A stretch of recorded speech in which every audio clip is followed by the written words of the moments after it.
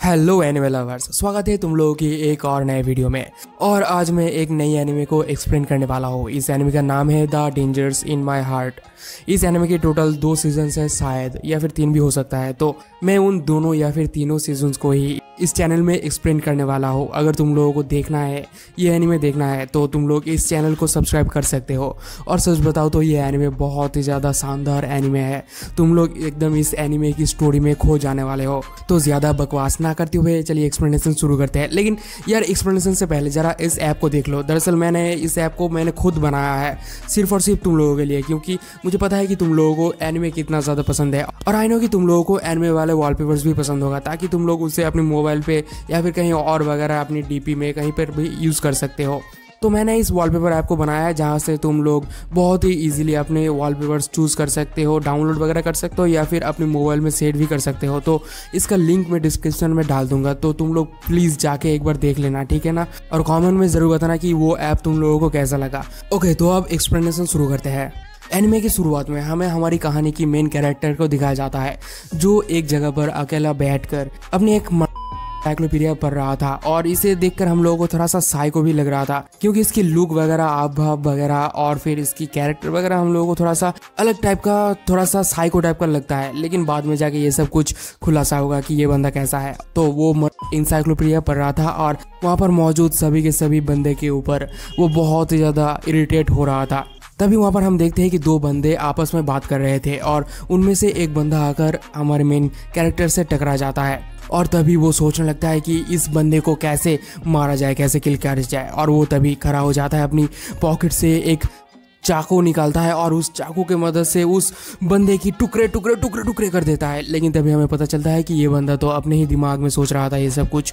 और फिर वो अपने हाथ को संभाल लेता है, ताकि वो अपनी पॉकेट से छुरी ना निकाले। और फिर वो दोबारा से अपनी एनसाइक्लोपीडिया पढ़ने लगता है। और वो तभी बोलने लगता है, अपने मन में बोलने लगता है कि मैं यहाँ पर मौजूद सभी के सभी बंदों को मारना चाहता हूँ, और ख़ास करके तो उस लड़की को मारना चाहता हूँ जो इस क्लास की सबसे ज़्यादा खूबसूरत लड़की है। और वो लड़की एक मॉडल भी है, और इस लड़की का नाम है यामादा अन। और फिर वो बोलता है कि ये लड़की एक मॉडल है, लेकिन मुझे इससे घंटा भी फ़र्क नहीं पड़ता। मैं बस चाहता हूँ कि इसकी इस खूबसूरत चेहरे में मैं पेन देखना चाहता हूँ। और तभी वो लड़की उसकी तरफ घूम के देखता है, हमारे मेन कैरेक्टर की तरफ घूम के देखता है। और हमारा भाई यहाँ पर थोड़ा सा घबरा जाता है और अपनी आँख उस लड़की से हटा लेता है।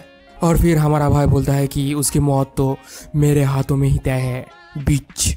और फिर बोलता है कि मेरा दिमाग खराब हो रहा है।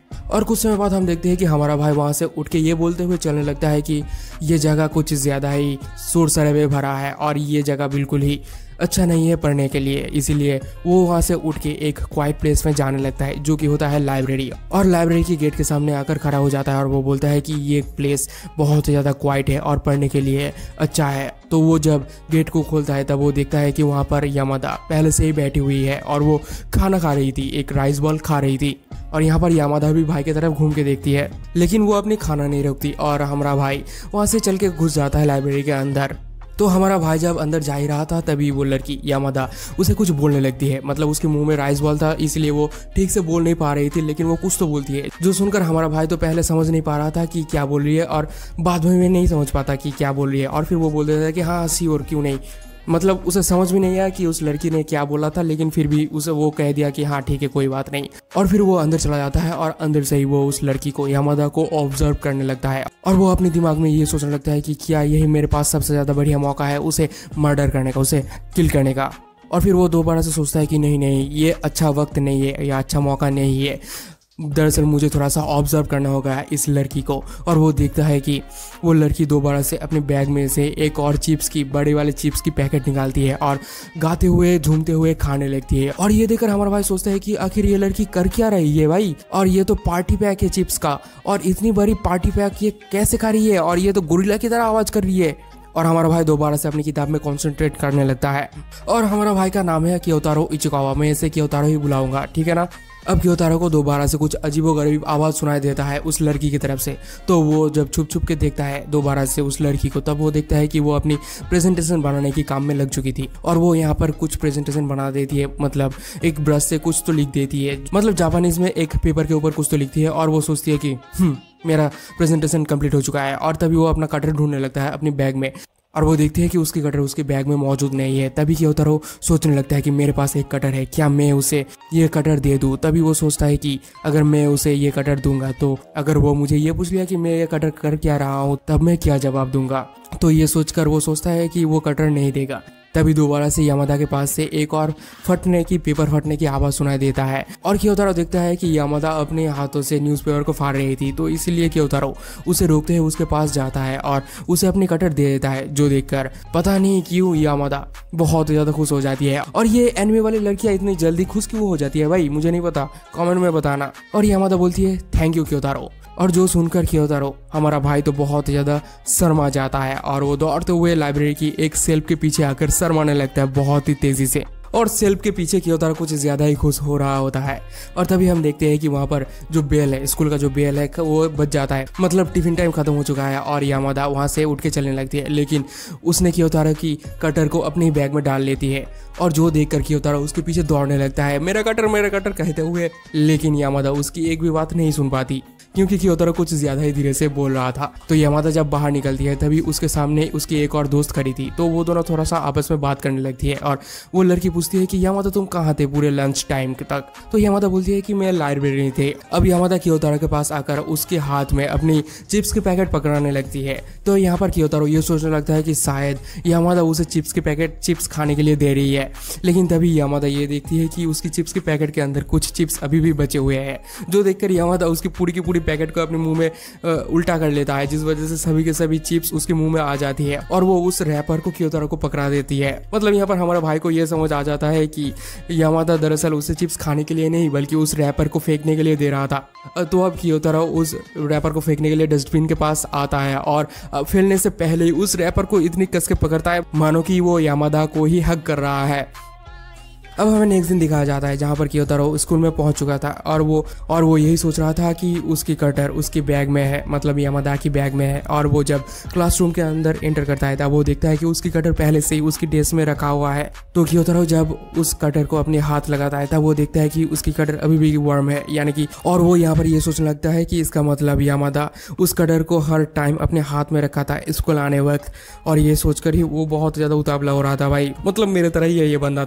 तो ये सोचते सोचते वो बैठ ही जाता है और तभी वो अचानक उसके दिमाग में ये क्लिक होता है कि यामादा को ये पता है कि क्योतारो किस डेस्क में बैठता है। अब थोड़ी देर बाद हम देखते हैं कि क्लास शुरू हो चुका है और सर सभी लोगों को बोलता है कि चलो अपने अपने प्रेजेंटेशन दिखाओ, और सभी लोग धीरे धीरे करके प्रेजेंटेशन दिखाने के लिए चले जाते हैं। तभी क्योतारो ये नोटिस करता है कि यामादा और उसके ग्रुपमेट्स अपनी प्रेजेंटेशन को लेकर बात कर रहे थे, जहाँ पर उन लोगों की एक टीममेट ये बोलता है कि मैंने तुम्हारी प्रेजेंटेशन को फेंक दिया है क्योंकि वो प्रेजेंटेशन बहुत ज्यादा खराब बनी थी और मैंने एक नया प्रेजेंटेशन बनाया है। जो सुनकर यामादा तो बहुत ज्यादा खुश होती है, लेकिन इस तरफ क्योतारो कुछ ज्यादा ही गुस्सा होता है और वो बोलता है कि लड़कियां कभी भी हम लोगों की फीलिंग्स समझ नहीं पाएगी, लड़कियां एक लड़की की फीलिंग्स नहीं समझती है यार, ये लड़की कितनी ज्यादा क्रूर है, मैं इसे मार डालूंगा।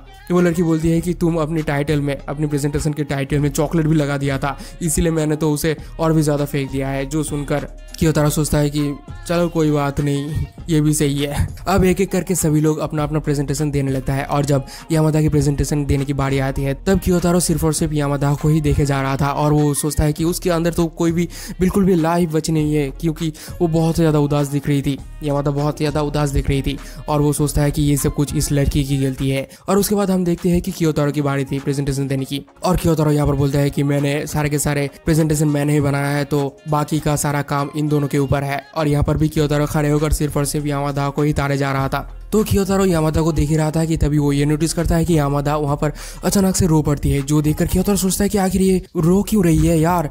और वो ये सोचता है कि शायद यामादा ने बहुत ही ज्यादा मेहनत से उस प्रेजेंटेशन को बनाया था और उस लड़की ने इस प्रेजेंटेशन को बर्बाद कर दिया था, इसीलिए शायद वो रो रही है। और तभी अचानक खिड़की के बाहर से एक अजीबोगरीब हेलीकॉप्टर उड़ने लगती है और जिसे देखने के लिए सभी बंदी खिड़की की तरफ देखता है, जो देखकर क्योतारो ये सोचता है कि आखिर सभी लोग खिड़की की तरफ क्यों देख रहे हैं, अगर उन लोगों ने देख लिया कि यामादा रो रही है तो सब लोग क्या सोचेंगे। और वो सोचता है कि मुझे इन लोगों को डिस्ट्रैक्ट करना होगा और वो अपनी जेब में से एक कटारी निकालता है, मतलब एक कटर निकालता है और अपनी प्रेजेंटेशन को ही फाड़ देता है, जो देखकर सभी लोग तो बहुत ज्यादा ऑकवर्ड फील करता है। और सभी लोग सोचते हैं कि आखिर ये बंदा इतना ज्यादा अजीब क्यों है। उसके टीम मेंबर्स पूछते हैं कि आखिर तुमने ऐसा क्यों किया, तो वो बोलता है कि हम लोगों का तो प्रेजेंटेशन खत्म हो चुका है, इसीलिए ये इतना ज्यादा मायने नहीं रखता। और यहाँ पर ये सीन कट हो जाता है और अगले सीन में हम देखते हैं कि यामादा किसी के ऊपर बैठा हुआ है, मतलब यामादा एक और लड़की के ऊपर बैठी हुई है और वो लोग आपस में कुछ एक टॉपिक के ऊपर बातें कर रहे थे। तभी वो लड़की चीख उठती है और वो बोलती है कि बहुत हो गया जायंट, चलो हम दोनों अपना जगह स्विच करते हैं। मतलब यामादा थोड़ा सा हेल्दी थी और वो बहुत ज्यादा लंबी थी, इसीलिए उसे थोड़ा सा जायंट टाइप का दिख रहा था और वो अपनी स्कूल में हर बंदा बंदी से बहुत ज्यादा लंबी थी। तो वो दोनों यहाँ पर अपना जो पोजीशन है वो स्विच कर लेते हैं और उन दोनों की इस हरकत को देखकर पीछे 2-4 बंदे आपस में थोड़ा बहुत बातचीत कर रहे होते हैं और उनमें से एक बंदा बोलता है कि जो लड़कियां ऐसे ऐसे हरकत करते हैं वो लड़कियां बहुत ही ज्यादा सेक्सिस्ट होते हैं, मतलब उन लोगों के दिमाग में सिर्फ और सिर्फ सेक्स घूमते रहता है। और फिर वो बंदा बोलता है कि यामादा तो मेरे साथ बहुत ज्यादा अच्छी लगेगी वगैरह वगैरह बकने लगता है। मतलब वो लिटरली उसके साथ अपनी फ्यूचर वगैरह सोच रहा होता है। तभी वो एक और बंदे को पूछता है कि तुम्हारा टाइप क्या है। तभी वो बंदा एक और लड़की को दिखाता है जो थोड़ा सा मोटी टाइप की थी और उसका नाम था हारा। और वो बंदा बोलता है कि शायद मेरा टाइप हारा जैसी लड़की है। अब नेक्स्ट सीन में हम देखते हैं कि कियोतारो दोबारा से लाइब्रेरी में चला जाता है और यामादा पहले की तरह वहाँ पर बैठ के खाना खा रही होती है और कियोतारो लाइब्रेरी के अंदर आकर दोबारा से उस सेल्फ के पीछे चला जाता है जहाँ पर वो खड़े होकर बेसिकली किताब वगैरह पढ़ता है। तभी हम देखते हैं कि हारा उस लाइब्रेरी के अंदर चली जाती है और यामादा उसे पूछती है कि तुम यहाँ पर क्या कर रही हो। तो हारा बताती है कि किसी ने मुझे यहाँ पर आने के लिए बोला है। तो यहाँ पर यामादा उसे कुछ खाने के लिए बोलती है, लेकिन हारा बोलती है कि दरअसल मैं डाइट में हूँ इसीलिए मैं ये चॉकलेट वगैरह नहीं खा सकती। तो यहाँ पर यामादा उसे थोड़ा बहुत मोटिवेशन स्पीकर्स की तरह मोटिवेशन देने लगती है। वो बोलती है कि मुझे जो पसंद होता है मैं वही खाती हूँ, मैं कभी भी डाइट वगैरह नहीं करती हूँ वगैरह वगैरह। तो लेकिन हारा बोलती है कि हाँ मुझे पता है लेकिन मैं ये नहीं खा सकती। और थोड़ी देर बातचीत होने के बाद हम देखते हैं कि काज़ाकी भी मतलब वही वाला बंदा यहाँ पर पहुंच जाता है और वो ये बोलता है कि ओ हारा तुम यहाँ पर पहुंच चुके हो पहले से ही। और काज़ाकी भी वहाँ पर आकर बैठ जाती है और हारा के साथ थोड़ी बहुत बातचीत करने लगती है। मतलब यहाँ पर हम लोगों को ये समझ आता है कि काज़ाकी हारा को पसंद करता है, थोड़ा बहुत पसंद करता है, मतलब बहुत ज्यादा शायद पसंद करता होगा, मुझे क्या पता, मुझे क्यों पूछ रहे हो बे। तो पसंद करता है और वो लोग यहाँ पर बातचीत वगैरह करने लगता है। लेकिन यहाँ पर मुझे ये लग रहा था कि मतलब इन लोगों को भी ये लग रहा था कि यामादा शायद इन लोगों के बीच एक कबाब में हड्डी बना है। और सेल्फ के पीछे से तो कियोतारो चीख चीख के बोल रहा होता है कि यामादा उन दोनों को अकेला छोड़ दो, उन दोनों को अकेला छोड़ दो वगैरह वगैरह चीखे जा रहा था। मतलब वो अपने मन में चीख रहा था, उसकी चीख इन तीनों को ही सुनाई नहीं दे रहा था। तो ऐसे ही थोड़ी देर बीतने के बाद अचानक से कियोतारो के हाथ से सेल्फ से एक बुक नीचे गिर जाती है और तभी यामादा यहाँ पर थोड़ा सा सतर्क हो जाता है और वो बोलती है कि शायद कोई बिल्ली होगी और वो करने लगती है। मतलब वो कियोतारो को ये इशारा दे रही थी कि बिल्ली की तरह एक्ट करो, बिल्ली की तरह एक्ट करो। और यहाँ पर कियोतारो के पास और कोई चारा नहीं रहा था और इसलिए वो घबराते हुए बिल्ली की तरह एक्ट करने लगती है। कि बिल्ली की एक्टिंग बहुत ज्यादा खराब थी, जो सुनकर इन दोनों को तो समझ आ जाता है कि पीछे कोई ना कोई तो है। और यामादा बोलती है कि रुको मैं जरा देख के आती हूँ। वो भी इन दोनों को यहाँ पर अकेले छोड़ने के लिए सोच रही थी और वो भी पीछे आकर म्याऊ म्याऊ करने लगती है। और ये सुनकर तो वो दोनों बोलते हैं कि ये तो एक कोई अलग बिल्ली है, मतलब इसकी आवाज तो पहली बिल्ली जैसी नहीं है। और वो दोनों सोचते हैं कि शायद ये दोनों आपस में ही लड़ाई वगैरह कर रहे थे और यहाँ पर ये दोनों तो म्याऊ म्याऊ म्याऊ म्याऊ करने लगता है, जो सुनकर वो दोनों हंसने लगते हैं, लिटरली हंसने लगते हैं। और फिर यहाँ पर उन दोनों की बहुत ज्यादा अच्छी क्वालिटी टाइम स्पेंड होती है। अब थोड़ी देर बाद वो दोनों चले जाते हैं लाइब्रेरी से, जो देखकर यामादा बोलता है कि वर्क डन, हम लोगों का काम कंप्लीट हो चुका है। जो सुनकर कियोतारो बोलता है कि अब स्कूल छुट्टी होने के बाद हम देखते हैं कि कियोतारो अपनी साइकिल लेकर चलते हुए घर जा रहा था, मतलब अपनी साइकिल लेकर चलते हुए घर जा रहा था, समझ रहे हो। तो चलते चलते वो एक मैगजीन की शॉप के सामने आकर खड़ा होता है और तभी उसे ये याद आता है कि यामादा CIEL की मैगजीन के बारे में बात कर रही थी जिसमें उसकी फोटो आने वाली थी। तो ये बात उसके दिमाग में आने के बाद वो सोचता है कि क्या मुझे इस मैगजीन शॉप के अंदर जाना चाहिए। लेकिन तभी वो सोचता है कि मुझे इस ड्रेस में, स्कूल वाले ड्रेस में उस शॉप के अंदर नहीं जाना चाहिए। और वो घर से एक अजीबोगरीब ड्रेस पहन के आता है, बे ये कैसा ड्रेस है छपरी साला। तो ड्रेस पहन के आकर वो देखता है कि CIEL मैगजीन में उसका फ्रंट पेज में ही यामादा के ही फोटो चिपका हुआ है, जो वो खड़े होकर वहीं पर देख रही थी। तभी वो देखता है कि पीछे से कोई आता है और ये और कोई नहीं यामादा ही होती है, जिसे देखकर कियोतारो दोबारा से सेल्फ के पीछे छुप जाता है और वो छुप छुप के यामादा को देखने लगता है। और वो देखता है कि यामादा यहाँ पर थोड़ा सा अजीबोगरीब बिहेव कर रही थी। तभी वहाँ पर दो और लड़की आती है जो उसी CIEL मैगजीन को देखने लगती है और तभी यामादा अपनी मुंह से मास्क, चश्मा और टोपी हटाती है और उन दोनों के बीच में थोड़ा सा अजीबोगरीब हरकतें करने लगती है, जो देखकर वो दोनों लड़की उस मैगजीन को नहीं खरीदती और उसे वहीं पर रख के चली जाती है थोड़ा सा घबराते हुए। जो देखकर यामादा तो थोड़ा सा डिसअपॉइंट होती है, लेकिन दोबारा से वो खड़ी हो जाती है अपनी पेन निकल सिग्नेचर देने के लिए। तभी उसके सामने से एक लेडी चलते हुए आता है और यहाँ पर यामादा ये सोचता है कि शायद वो लेडी उसके ऑटोग्राफ लेने के लिए आ रही है। लेकिन वो लेडी इस शॉप की शॉपकीपर थी और वो वहाँ पर बिखरी हुई मैगजीन्स को ठीक कर देती है। जो देखकर यामादा थोड़ा सा उदास होकर उस घर को छोड़ के चली जाती है और इसे देखकर कियोतारो ये सोचने लग जाता है कि क्या मुझे इस मैगजीन को खरीदना चाहिए, क्या मुझे इस मैगजीन को खरीदना चाहिए। और वो सोचता है कि अगर मैं इस मैगजीन को खरीदूं तो यामादा को थोड़ा सा हेल्प हो जाएगा वगैरह वगैरह सोचने लगता है। तो अब कियोतारो फाइनली उस मैगजीन को खरीद लेता है और वो उस मैगजीन को लेकर अपने घर में चला आता है और वो एक एक करके यामादा की हर एक फोटो को देखने लगता है। जैसे तुम लोग किसी भी लड़की की इंस्टाग्राम प्रोफाइल में जाकर उसकी फोटोज वगैरह देखते हो एकदम स्क्रॉल करके वैसे ही करता है ये बंदा। तो कियोतारो यामादा को देखते हुए ये बोलता है कि ये तो बिल्कुल स्ट्रेंजर की तरह लग रही है और वो अचानक उस मैगजीन को एक डस्टबिन में फेंक देता है और वो बोलता है कि मुझे इससे कोई भी फर्क नहीं पड़ता और वो सोने के लिए चला जाता है। अब हमें दोबारा से नेक्स्ट दिन दिखाया जाता है जहाँ पर हम देखते हैं कि सभी लोगों के साथ साथ कियोतारो भी स्कूल की तरफ जा रहा था और हमें फ्लैशबैक में दिखाया जाता है कि कियोतारो उस मैगजीन को डस्टबिन से उठाकर अपने बेड में अपनी तकिए के पास रख लिया था और साइकिल में चढ़ के जाते हुए उस मैगजीन के बारे में ही सोच रहा था। तभी वो अचानक सामने यामादा और एक लड़के को एक साथ देखता है और वो सोचता है कि क्या यही लड़का उसकी बॉयफ्रेंड है।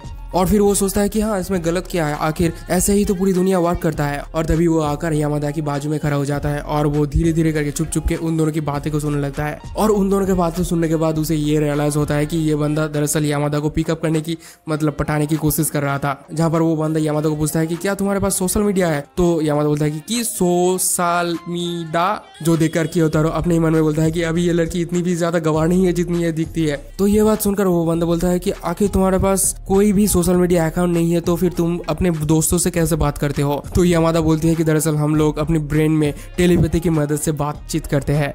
यहाँ पर ये बंदा तो कुछ ज्यादा ही फ्लर्टिंग कर रहा था बे छपड़ी कहीं का, और सच बताओ तो इस बंदे को देखकर मुझे कुछ ज्यादा ही खुंदक कर रहा था। अब चलते चलते एक टाइम हम देखते हैं कि यामादा और वो लड़का दोनों ही खड़े हो जाते हैं। मतलब उस लड़के ने यामादा को रोका था और वो उसके हाथ को पकड़ लेता है और वो बोलता है कि मुझे अपना नंबर दो। जो सुनकर यामादा के पास तो और कोई चारा नहीं रहता क्योंकि वो लड़का लिटरली जबरदस्ती कर रहा था यामादा के साथ और वो अपनी फोन अपनी पॉकेट से धीरे धीरे निकाल के उसे नंबर देने वाली थी। और यहाँ पर इस तरफ कियोतारो ये सोचता है कि मुझे कोई फर्क नहीं पड़ता, चाहे वो जिससे भी बात करे, जिसको भी अपना नंबर दे, मुझे कोई फर्क नहीं पड़ता।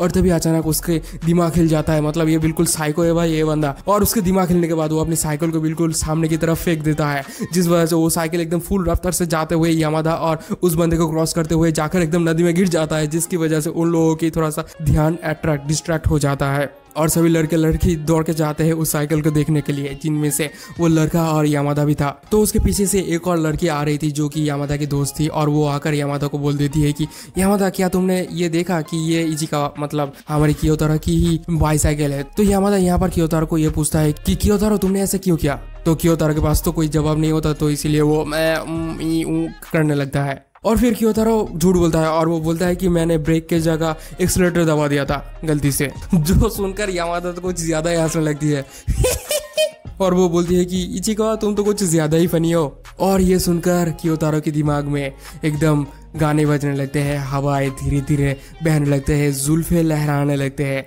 अब नेक्स्ट दिन हम देखते हैं कि कियोतारो दोबारा से वो अपना ही काम कर रहा था। मतलब अपनी फालतू के किताबें वगैरह पढ़ रहा था और अपने ही दिमाग में ख्याली पुलाव वगैरह बना रहा था। और वो ये सब कुछ लाइब्रेरी के अंदर एक सेल्फ के पीछे कर रहा था, मतलब जहाँ पर वो हमेशा रहता है छुपा हुआ, वहीं पर ही वो ये सब कुछ कर रहा था। और तभी हम देखते हैं कि यामादा अन भी वहाँ पर मौजूद थी। मतलब वो हमेशा कई तरह अपनी खाना वगैरह खा रही थी लाइब्रेरी में बैठ के। और उसे देखकर कियोतारो दोबारा से अपनी दिमाग में ये सोचने लगता है कि ये लड़की हमारे स्कूल की सबसे ज्यादा खूबसूरत लड़की है और ये लड़की एक मॉडल भी है और मैं इसे मारना चाहती हूँ। लेकिन इस तरफ यामादा तो अपने ही मजे में खाना वगैरह खा रही थी और नाच रही थी, गा रही थी।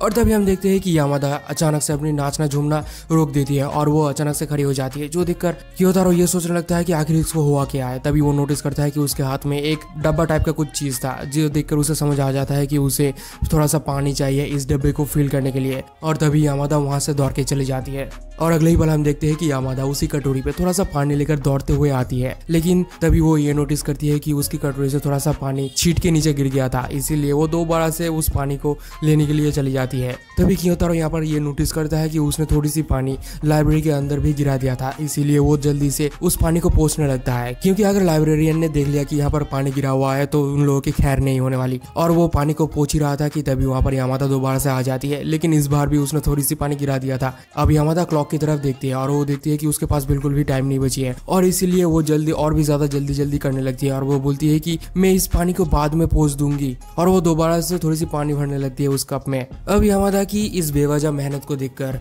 क्योतारो के दिमाग में कुछ खुराफाती दौड़ने लगता है और वो सोचता है कि अगर मैं एक कप ले आकर उसे दे दूं तो कैसा रहेगा। और वो तभी अचानक से दौड़ते हुए जाता है, बहुत ही तेज दौड़ता है बंदा भाई, और वो बहुत ही तेज दौड़ते हुए एक सीढ़ी की मदद से ऊपर जाता है, वहां से कप लेता है और दोबारा से दौड़ते हुए यामादा के पास आता है। लेकिन जब तक वो पहुंचता है तब तक वो देखता है कि यामादा अपनी प्लेट बदल चुकी है और वो लगभग उसे खाने वाली थी, मतलब जो खाना खाने के लिए वो पानी इकट्ठा कर रही थी लगभग वो खाना बन चुकी है और उसे वो थोड़ा सा हिलाती है जिस वजह से उसकी कलर चेंज हो जाता है। और यहाँ पर क्योतारो ये बोलता है कि मतलब अपने ही मन में बोलता है कि जितना बार तुम इसे हिलाओगे, मतलब जितना बार तुम इसे शेक करोगे या फिर घटाओगे या फिर कुछ तो करोगे, यार डबल मीनिंग मत निकालो इस बात का, ठीक है ना, तो जितना टाइम इसे हिलाओगे तो उतनी बार इसका कलर चेंज होता रहेगा और उतनी ज्यादा टेस्टी ये होने लगेगी। और तभी यामादा उसे लेकर उस खाने को लेकर अपने मुंह में डाल लेती है, जो खाकर तो वो अपनी दुनिया में खो जाती है बे, क्योंकि ये खाना बहुत ज्यादा टेस्टी होती है। और वहीं पर खड़े होकर क्योतारो ये सब कुछ देख रहा था क्योंकि उसकी तो पूरी की पूरी मेहनत पर मुंह छिड़ गया था, मतलब पानी छिड़ गया था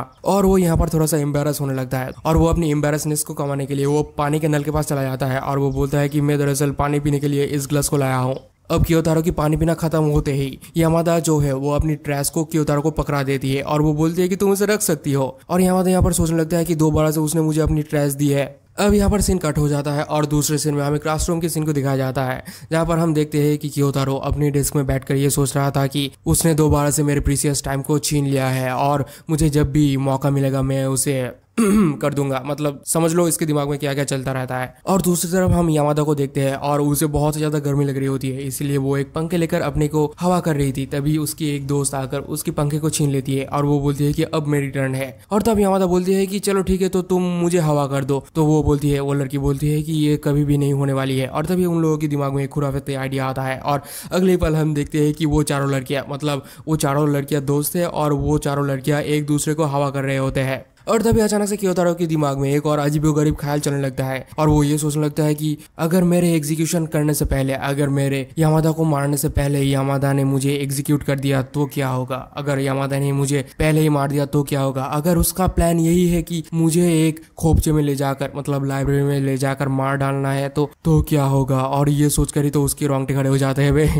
मतलब ये साइको है या फिर क्या है मुझे नहीं पता यार, मुझे मत पूछना, कमेंट सेक्शन में तुम लोग बता देना कि इसकी दिमाग आखिर ऐसा क्यों है। दूसरी तरफ गर्मी से यामादा की तो बहुत ज्यादा हालत खराब हो रही थी और गर्मी से वो एकदम पसीना पसीना लथपथ हो जा रही थी, जिस वजह से उसकी स्कूल शर्ट भी पसीने से लथपथ हो जा रही थी, जिसे देखकर क्योतारो के दिमाग में आता है कि अगर वो पसीने से लथपथ हो जाती है तो। और तभी हम देखते हैं कि उसके पीछे 3 बंदे यामादा को देखकर अजीबोगरीब इशारे वगैरह करने लगते हैं। भाई वो दोनों, एक बंदा था और एक बंदे की पॉम दिवाने लगते हैं। और सच बताओ तो ये वाला बंदा भी मजा ले रहा था, उसके पॉम दबा रहा है फिर भी ये मजा ले रहा है, कैसा बंदा है। Why are you gay?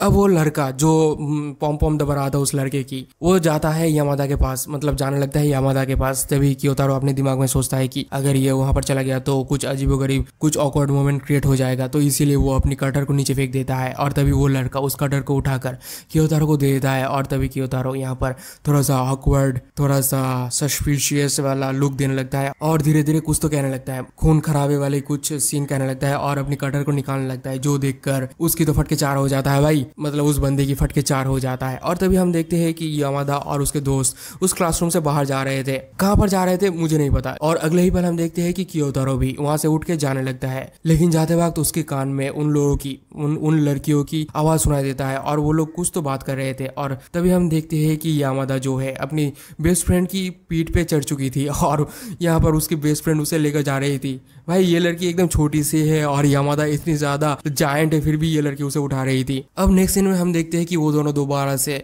Library में आ चुके थे और लाइब्रेरी में वो हर रोज की तरह दोनों ही अपने अपने काम कर रहे थे। क्योतारो अपना किताब पढ़ रहा था, वो भी एक पंखे लेकर अपने आप को हवा करते हुए, और यामादा अपने ही तरह अपने ही मन में खा रही होती है। तभी यामादा क्योतारो को देखकर बोलती है कि क्या मैं वो ले सकती हूँ, तो क्योतारो यामादा को अपनी पंखा दे देता है और यामादा उस पंखे को लेकर अपने आप को हवा करने लगती है। तभी उसे अचानक से कुछ एक अलग टाइप का स्मेल आता है उस पंखे से, जो सुनकर वो बोलती है कि ये तो बहुत ही अच्छा स्मेल कर रहा है। तो ये बात सुनकर कियोतारो बोलता है कि नहीं, ये स्मेल नहीं कर रहा। तो यामादा बोलती है कि जरा इसे सूंघ के देखो। तो कियोतारो उसके पास आता है और उसे थोड़ा सा सूंघता है, और तभी अचानक उसकी नजर कहीं और जगह पर पड़ता है वे, और स्वेटिंग की वजह से उसके दिख रहे थे, जो देखकर वो थोड़ा सा शर्मा जाता है। तभी अचानक यामादा को किसी की फोन आती है और वो बोलती है कि क्या मेरी बेस्ट फ्रेंड यहाँ पर आने वाली है। तो इसीलिए वो जल्दी से करके बेंच के नीचे छुप जाती है और कियोतारो को बोलती है कि यहाँ पर बैठ जाओ, जल्दी से, जल्दी करो, हरी आप। तो कियोतारो उस बेंच पे जल्दी से बैठ जाता है, और तभी हम देखते हैं कि उसकी बेस्ट फ्रेंड लाइब्रेरी के अंदर आती है और वो पूछती है, कियोतारो को पूछती है कि क्या तुमने यामादा को कहीं पर देखा है। तो कियोतारो बोलता है कि नहीं, मैंने तो कहीं उसे कहीं पर भी नहीं देखा है।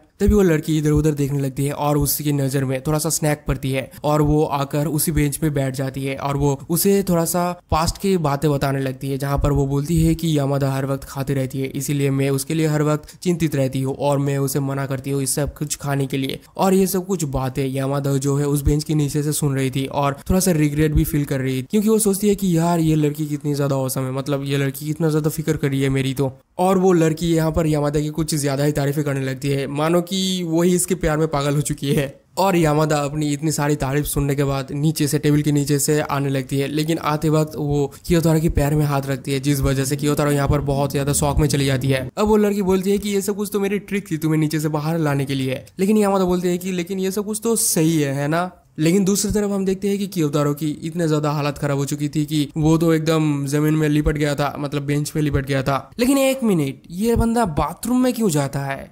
अब नेक्स्ट सीन में हम देखते हैं कि स्कूल में कल्चरल फेस्टिवल होने वाली है, इसीलिए सभी स्टूडेंट्स तैयारी में जुट जाते हैं। सभी लोग यहाँ पर काम वगैरह कर रहे थे, लेकिन कियोतारो एक जगह पर खड़े होकर ये सोच रहा था कि अभी ये सब लोग एक फेस्टिवल में इतना ज्यादा टाइम वेस्ट क्यों करते हैं, हंड्रेड्स ऑफ टाइम वेस्ट क्यों करते हैं, ये सब तो एक फालतू काम है। तभी वहाँ पर यामादा आ जाती है और यामादा आकर कियोतारो को पूछती है कि क्या तुम मेरी मदद करोगे लिखने के लिए, क्योंकि तुम्हारे हैंड राइटिंग बहुत ही ज्यादा अच्छे है और मैंने तुम्हारी पिछली वाले प्रेजेंटेशन वाली हैंड राइटिंग देखी थी और वो हैंड राइटिंग बहुत ही ज्यादा अच्छी थी, इसलिए क्या तुम प्लीज हमारी मदद कर सकते हो। तो ये बात सुनकर यामादा के मुंह से ये बात सुनकर कियोतारो तो उसे मना नहीं कर पाता, क्योंकि उसकी मुंह तो किसी के सामने नहीं खुलता और यामादा के सामने तो और भी नहीं खुलता। लेकिन वो यहाँ पर बोलता है कि हाँ मैं मदद कर दूंगा, लेकिन उससे पहले मैं बाथरूम जाना चाहता हूँ। लेकिन एक सेकेंड, दोबारा से बाथरूम? खैर छोड़ो। अब अगले पल हम देखते हैं कि यामादा दोबारा से वहां पर पहुंच जाता है उन लोगों की मदद करने के लिए, और वो वहां पर आकर हारा को थोड़ा सा इंस्ट्रक्शन देने लगता है। लेकिन तभी अचानक उसकी नजर कहीं और पड़ता है। वे साला ये लड़का थोड़ा सा ठरकी है, मतलब इसके अंदर क्या क्या खूबियां छुपा हुआ है वो मुझे भी नहीं पता। और वो देखते ही जाता है, देखते ही जाता है, जिराफ की तरह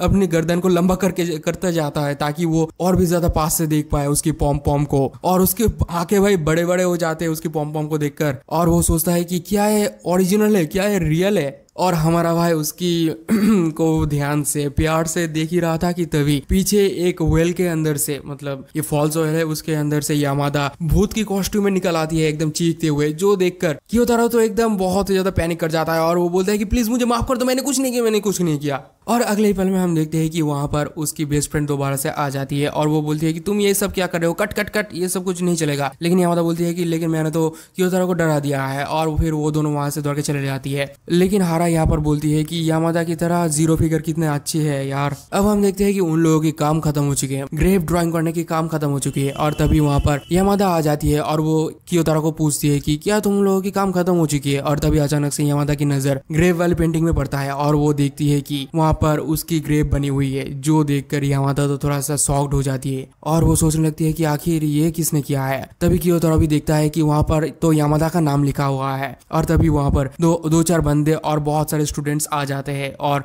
यहाँ पर आकर पूछने लगते हैं कि अभी यामादा के नाम यहाँ पर कौन लिखा है, यामादा के नाम यहाँ पर कौन लिखा है। और वो कियोतारो की कॉलर को पकड़ के पूछने लगता है कि क्या इस नाम को तुमने लिखा है। तो कियोतारो यहाँ पर बोलने जाता है कि नहीं, ये नाम तो मैंने नहीं लिखा है। लेकिन कियोतारो बोल देता है कि इसको मैंने ही लिखा है, और वो बोलने लगता है कि वैसे मरना कोई बुरी बात नहीं है और मरने से हम लोगों को मुक्ति मिल जाती है। और उसके ऐसे बोलते ही उसके दिमाग में दोबारा से ये चलने लगता है कि अभी ये सब कुछ मैंने क्या बोल दिया है। और तभी वहां पर हाड़ा आ जाती है और वो पूछती है कि यहाँ पर क्या चल रहा है। तो उसकी बॉयफ्रेंड नहीं है, मतलब उसकी होने वाली बॉयफ्रेंड उसे बताता है कि दरअसल कियोतारो ने यामादा के नाम ग्रेव में लिख दिया है। और ये बात सुनकर वो लड़की बोल देती है कि अरे ये तो मैंने लिखा है, और वो बोलती है कि दरअसल मैंने कॉमन नाम्स को लिखा है और तुम टेंशन मत करो, मैं उसे मिटा देती हूँ जल्दी से। और वो दोनों मिलकर यहाँ पर सभी लोगों के नाम मिटाने लगती है। तभी हम देखते हैं कि यामादा क्योतारो के पास आती है और वो बोलती है कि आई एम सॉरी क्योतारो, और सॉरी बोलते ही यामादा वहां से उठ के चली जाती है। अब हम देखते हैं कि उन लोगों की ग्रेव में से जो नाम है वो मिटाने की प्रोसेस खत्म हो चुकी है। अब हारा यहाँ पर पूछती है कि आखिर यहाँ पर किन लोगों के नाम लिखा जाए, और मेरे दिमाग में किसी का भी नाम नहीं आ रहा है। तो क्योतारो यहाँ पर क्या करता है कि अपनी फैमिली का नाम लिख देता है उन ग्रेव स्टोन्स में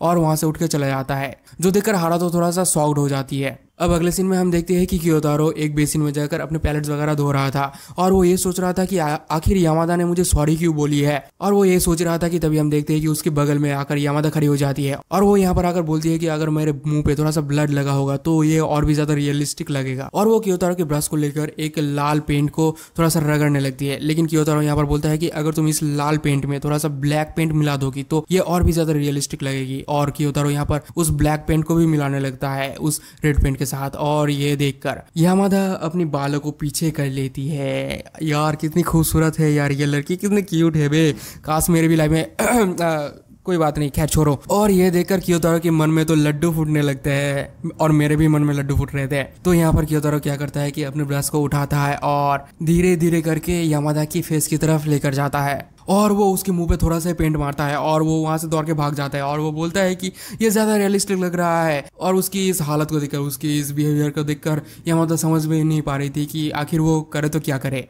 अब हम देखते हैं कि स्कूल में फेस्टिवल शुरू हो चुका है और हमेशा की तरह क्योतारो एक विंडो पे जाकर खड़ा हो गया था, मतलब अकेला ही खड़ा हो गया था और वो अपने ही दिमाग में अपने ही साथ बातें कर रहा था, वगैरह वगैरह बातें कर रहा था जो इतना भी ज्यादा इंपॉर्टेंट नहीं है। और वो पीछे, मतलब अपने पीछे यामादा की ग्रुप के ऊपर भी थोड़ा सा नजर रख रहा था। तभी हम देखते हैं कि उन लोगों के पास वही छपड़े बंदे आते हैं जो हर वक्त यामादा के पीछे आगे पीछे घूमते रहते हैं, और वो छपड़े बंदे आकर उन लोगों को इन्वाइट करते हैं चलो हम लोगों के साथ कैरियोके देखने के लिए। लेकिन उनमें से एक बंदी बहुत ज्यादा उतावली होती है उन लोगों की गाना सुनने के लिए, उसकी वजह से सारे लड़कियां मान जाती है उन लोगों के साथ जाने के लिए। और ये देखकर क्योतारो बहुत ज्यादा जेलस फील करता है और वो बोलता है कि अपने मन में बोलता है कि इसी वजह से, बिल्कुल इसी ही वजह से मैं हर एक एक्सट्रोवर्ट को हेट करता हूँ। लेकिन तभी उसके दिमाग में ये याद आता है कि उसी ने ही, उस लड़के ने ही उसकी सबसे ज्यादा पहले मदद किया था उसकी साइकिल को नदी से निकालने के लिए, और फिर वो उन लोगों के पीछे पीछे चलने लगता है। तभी दो लड़की उसकी पाथ को रोक लेती है, जिस वजह से क्योतारो एक और गेट के अंदर से होते हुए बाहर निकलता है और वो देखता है कि वो लोग तो वहां पर नहीं है, मतलब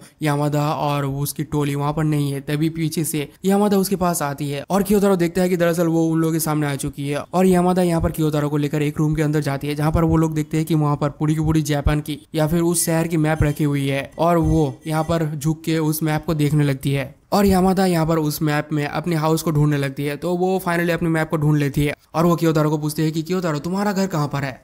तो क्योतारो उसके पास आता है और वो उसे अपने घर को दिखाने लगता है। तो यहाँ पर यामादा बोलता है कि दरअसल हम लोगों के घर तो बहुत ही ज्यादा पास पास है, लगभग 1 किलोमीटर से भी कम होगा। तो ये देखकर क्योतारो बोलता है कि शायद मुझे एक पिक्चर ले लेना चाहिए, लेकिन यहाँ पर यामादा को थोड़ा सा गलतफहमी हो जाती है। उसे ये लग रहा था कि क्योतारो उसके साथ एक फोटो खिंचवाना चाहती है और वो उसके फोन को ले लेती है और उसके साथ एक फोटो खींच लेती है उसके ही मोबाइल में। और समझो यार, एक बंदा जिसकी क्रश है एक लड़की के ऊपर और वही लड़की तुम्हारे साथ फोटो खिंचा रही है, तो कैसा लगेगा तुम्हें?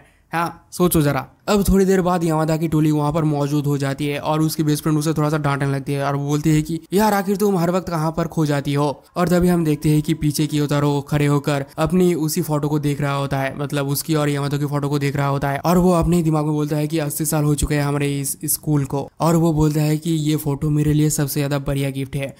अब दूसरे दिन हमें क्योतारो को दिखाया जाता है, वो अपने डेस्क में बैठ के अपनी कॉपी में कुछ ड्राइंग वगैरह कर रहा था, जहाँ पर हम देखते हैं कि वो एक लड़के को बनाता है जो उसकी कहानी की मेन हीरो है और वो मैजिक वगैरह भी इस्तेमाल कर सकता है और उसकी कहानी की एक हीरोइन भी है और उसकी भी एक ड्राइंग उसने बनाया था। और ये बिल्कुल मुझे यामादा की तरह लग रहा था, पता नहीं क्यों। और फिर वो उस लड़की को देखते हुए यामादा की तरफ देखता है और वो देखता है कि यामादा अपने ख्यालों में खिड़की के बाहर देख रही है। अब यहाँ पर सीन कट हो जाता है और अगले ही पल हम देखते हैं कि क्योतारो पहुंच चुका है नर्स रूम में और वहाँ पर नर्स ये चेक करके बताता है कि तुम्हें कोई भी फीवर नहीं है, लेकिन तुम अगर चाहो तो तुम यहाँ पर 1 घंटे के लिए रेस्ट कर सकते हो। यहाँ पर क्योतारो सोचता है कि मुझे थोड़ा सा ख्याल रखना होगा अपने आप का, और तभी उसका नजर बेड के नीचे रखा हुआ एक जूते पर जाता है और वो देखता है कि उस जूते पर यामादा लिखा हुआ है और वो सोचने लगता है कि क्या यामादा यहाँ पर है। और वो इतना ज्यादा सोचता है कि उसके हेड में दोबारा से हेडेक होने लगता है और वो वहीं पर बेड पे लेट जाता है। तो जब नर्स जाती है तो तो वो उस पर्दे को खींचते हुए जाती है। तो वो पर्दा खींचते हुए थोड़ा सा खुल जाता है, जिस वजह से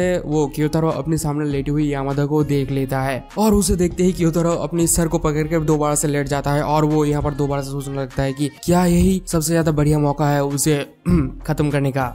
और क्योतारो यहाँ पर उसे देखने लगता है। तभी यामादा की नींद टूट जाती है और वो देखती है कि वहाँ पर कोई तो उसे देख रहा है और वो ये नोटिस करता है कि ये तो और कोई नहीं बल्कि क्योतारो है। यामादा कहती है कि अच्छा हुआ कि तुम हो, मुझे लग रहा है कि कोई स्ट्रेंज पर्सन मुझे नोटिस कर रहा है। और फिर यामादा यहाँ पर क्योतारो को पूछता है कि क्योतारो तुम्हें हुआ क्या है। तो क्योतारो बोलता है कि दरअसल मुझे थोड़ा सा हेडेक हो रहा है। तब क्योतारो भी उसे पूछता है कि तुम्हें क्या हुआ है। तो यामादा बोलती है कि मेरी पेट दर्द कर रही है।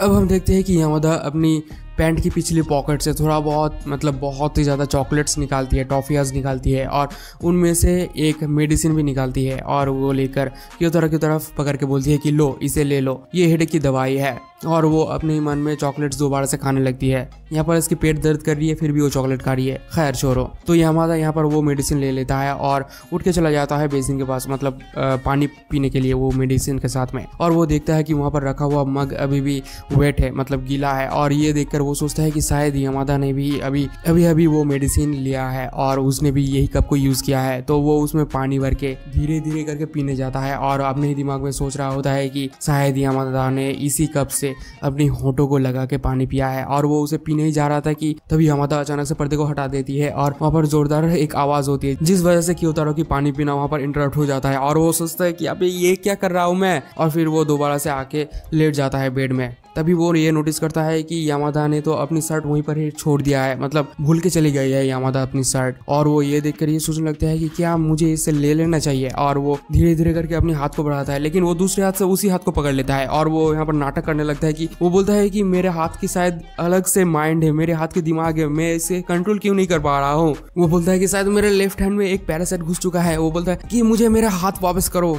तभी वहाँ पर गेट खोलने की आवाज आती है और हम देखते हैं कि वहाँ पर नर्स आ चुकी है। इसीलिए क्योतारो दोबारा से लेट जाता है कम्बल वगैरह ओढ़ के। और तभी वो नर्स बोलती है कि अरे इस लड़की ने तो अपना शर्ट ही यहाँ पर भूल दिया है। तो वो नर्स अब क्योतारो को पूछता है कि क्या तुम क्लास 2 में हो। तो क्योतारो बोलता है कि हाँ मैं क्लास 2 में हूँ।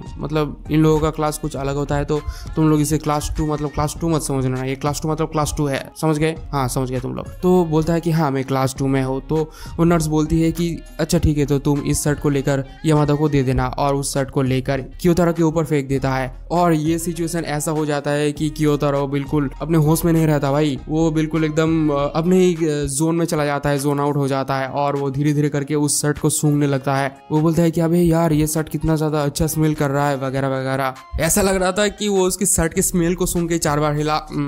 सॉरी। अब कुछ समय बाद हम देखते हैं कि क्योतारो उसकी शर्ट को लेकर धीरे धीरे करके चल के आ रहा होता है और अपने ही दिमाग में वो हर वक्त जैसा सोचता है वैसा ही सोचता रहता है। और तभी हम देखते हैं कि यामादा सामने से क्लासरूम से बाहर निकल आती है और वो बोलती है कि मैंने तो अपनी ट्रॉफी नर्स रूम में भूल दिया है। और वो दौड़ के चली जाती है अपनी ट्रॉफीज लाने के लिए।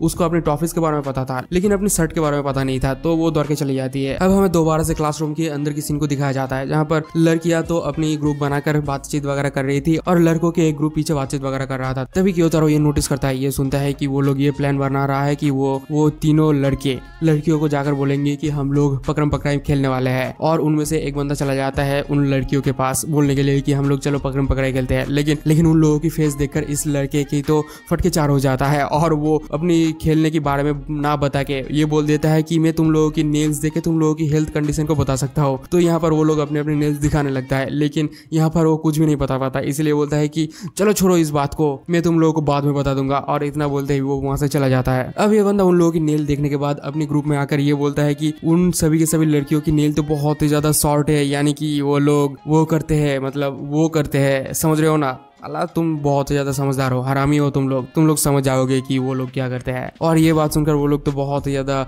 मस्ती मजाक करते हैं यार। और ये सब कुछ क्योतारो सामने से सुन रहा होता है और वो बहुत ज्यादा इरिटेट हो रहा होता है इन लोगों की बातें सुनकर। तभी वो बंदा क्योतारो के पास आता है और उसे एक लेटर दे देता है और वो बोलता है कि क्या तुम इसे यामादा को पास कर दोगे प्लीज। तो यहाँ पर क्योतारो ये सोचने लगता है कि आखिर इसने इस लेटर के अंदर लिखा क्या होगा, अगर इसके अंदर कोई उल्टा सीधा बात लिखा हुआ होगा तो यामादा क्या सोचेगी मेरे बारे में। और इतना ज़्यादा बहुत ही ज़्यादा सोचने के बाद वो लेटर को लेकर यामादा को दे देती है। और यामादा जब उस लेटर को खोल के देखती है तब वो देखती है कि उसके अंदर एक बहुत ही खूबसूरत लड़की की ड्राइंग बनी हुई है। और ये तो यामादा की तरह दिख रही थी पूरी की पूरी, मतलब उसने यानी कि क्योतारो ने अपनी ड्राइंग को यामादा को दे दिया था। अब क्योतारो दौड़ते हुए बाहर आ जाता है, क्लासरूम के बाहर आ जाता है और वो खोल के देखता है कि उसके अंदर लिखा हुआ है, मतलब वो बंदा जिस लेटर को दिया था उसके अंदर लिखा हुआ है कि यामादा क्या तुम मुझे अपनी लाइन नंबर दोगे, और नीचे उसका सिग्नेचर किया हुआ था। और ये देखकर क्योतारो सोचता है कि अरे ये तो बहुत ही ज्यादा बुरा है। अब हम देखते हैं कि वो लड़के दोबारा से डिस्कस करते हैं कि कैसे हम लोग उन लोगों की फेवरेट पोजीशंस निकालेंगे, मतलब से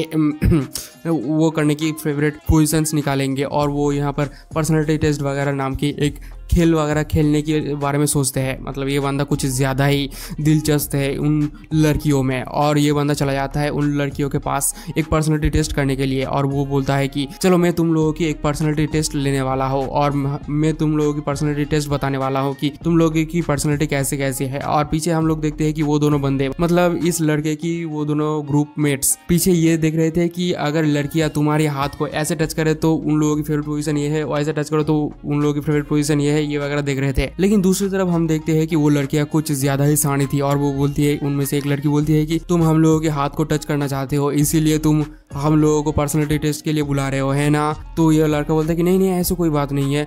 तो वो लड़कियां बोलती है कि तो फिर तुम अपने ग्रुपमेट्स को बुलाओ ना। तो ये लड़का क्या करता है कि अपने दोनों ग्रुपमेट्स को बुला लेता है और वो दोनों भी वहां पर खड़े हो जाते हैं अपने हाथ को लेकर। और तभी हम देखते हैं कि एक लड़का आकर उसके हाथ को पकड़ लेता है, मतलब टच कर लेता है पर्सनालिटी टेस्ट के नाम पे। और तभी उस भाई को तो ये लग रहा होता है कि कोई लड़की ने उसे टच किया है, लेकिन तब वो देखता है कि ये और कोई नहीं बल्कि उसकी ही ग्रुपमेट्स है। और यहाँ पर वो अजीबोगरीब पोजीशंस के बारे में सोचने लगता है। और तभी हम देखते हैं कि सारे लड़के एक एक करके टच करने लगते हैं, लेकिन इन लोगों के टच कुछ अजीबोगरीब थी भाई। एक लड़की तो स्केल की मदद से टच करती है, एक लड़की अपनी लात की मदद से टच करती है, और एक लड़की दूसरे लड़की के हाथ को लेकर टच कर देती है। मतलब इन लोगों की प्लान बिल्कुल पूरी तरीके से खत्म हो जाती है। और तभी सभी लोग बोलती है कि यामादा क्या तुम टच करने वाले हो, लेकिन हम देखते हैं कि यामादा तो अपनी ही धुन में है, वो लॉलीपॉप चूस रही है और अपनी बैग में से क्या सब कुछ अजीबोगरीब चीजें निकाल रही है। और अगले ही पल हम देखते हैं कि यामादा एक टी शर्ट को लेकर झस्ती कर रही है पहनने के लिए। अब यहाँ पर सीन कट हो जाता है और हम देखते हैं कि क्योतारो लाइब्रेरी में दोबारा से आ जाता है और वो यहाँ पर आके खड़े होकर सोचता है कि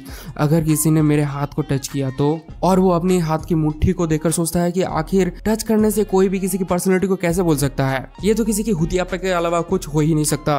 और तभी वहाँ पर यामादा आ जाती है और वो आकर अपनी पन्नी को देखती है जहाँ पर वो 1 2 3 4 करके टॉफियाज गिनने लगती है। तभी वो देखती है कि वहाँ पर एक टॉफी कम है और वो दौड़ के आकर क्योतारो की मुट्ठी को पकड़ लेती है और उसे उस मुट्ठी को खोलने की जबरदस्ती करने लगती है। तो कुछ देर तक जबरदस्ती करने के बाद वो उसकी मुट्ठी को आखिरकार खोल ही देती है और वो देखती है कि उसके अंदर तो कोई भी टॉफी नहीं है। और फिर वो अपनी पॉकेट में उस टॉफी को ढूंढने लगती है, लेकिन इस तरफ क्योतारो की तो हालत कुछ ज्यादा ही खराब हो चुकी थी क्योंकि उसने उसके हाथ को बिल्कुल एकदम ऊपर से छुआ था। और यहाँ पर वो सोचने लगता है कि यानी कि ये अपनी पार्टनर को कंट्रोल करना चाहती है। मतलब समझ रहे हो भाई, इन लोगों के दिमाग में क्या ही चलता रहता है। खैर छोड़ो। और वो ये बात सोचकर ही मेरे जा रहा था, मतलब पानी पानी हो रहा था एकदम। और कुछ समय बाद हम देखते हैं कि यामादा फाइनली अपनी टॉफी को ढूंढ लेती है अपने ही जेब में। अब नेक्स्ट सीन में हम देखते हैं कि उन लोगों की बास्केटबॉल की मैच होने वाली है और उन लोगों की कोच यहाँ पर उन लोगों को थोड़ा बहुत भाषण देती है। अब कुछ समय बाद हम देखते हैं कि उन लोगों की मैच स्टार्ट हो जाती है और क्योतारो हमेशा की तरह एक कोने में जाकर बैठ जाता है। और बास्केटबॉल के मैच के बीच हम देखते हैं कि यामादा क्योतारो की तरफ देखे जा रही थी और तभी अचानक एक बास्केटबॉल आकर उसकी नाक में लग जाती है और वो वहीं पर गिर जाती है, लेकिन वो तुरंत ही खड़ी हो जाती है। और अगले ही पल हम देखते हैं कि उसकी नाक से धड़ाधड़ ऐसे खून बहने लगती है भाई।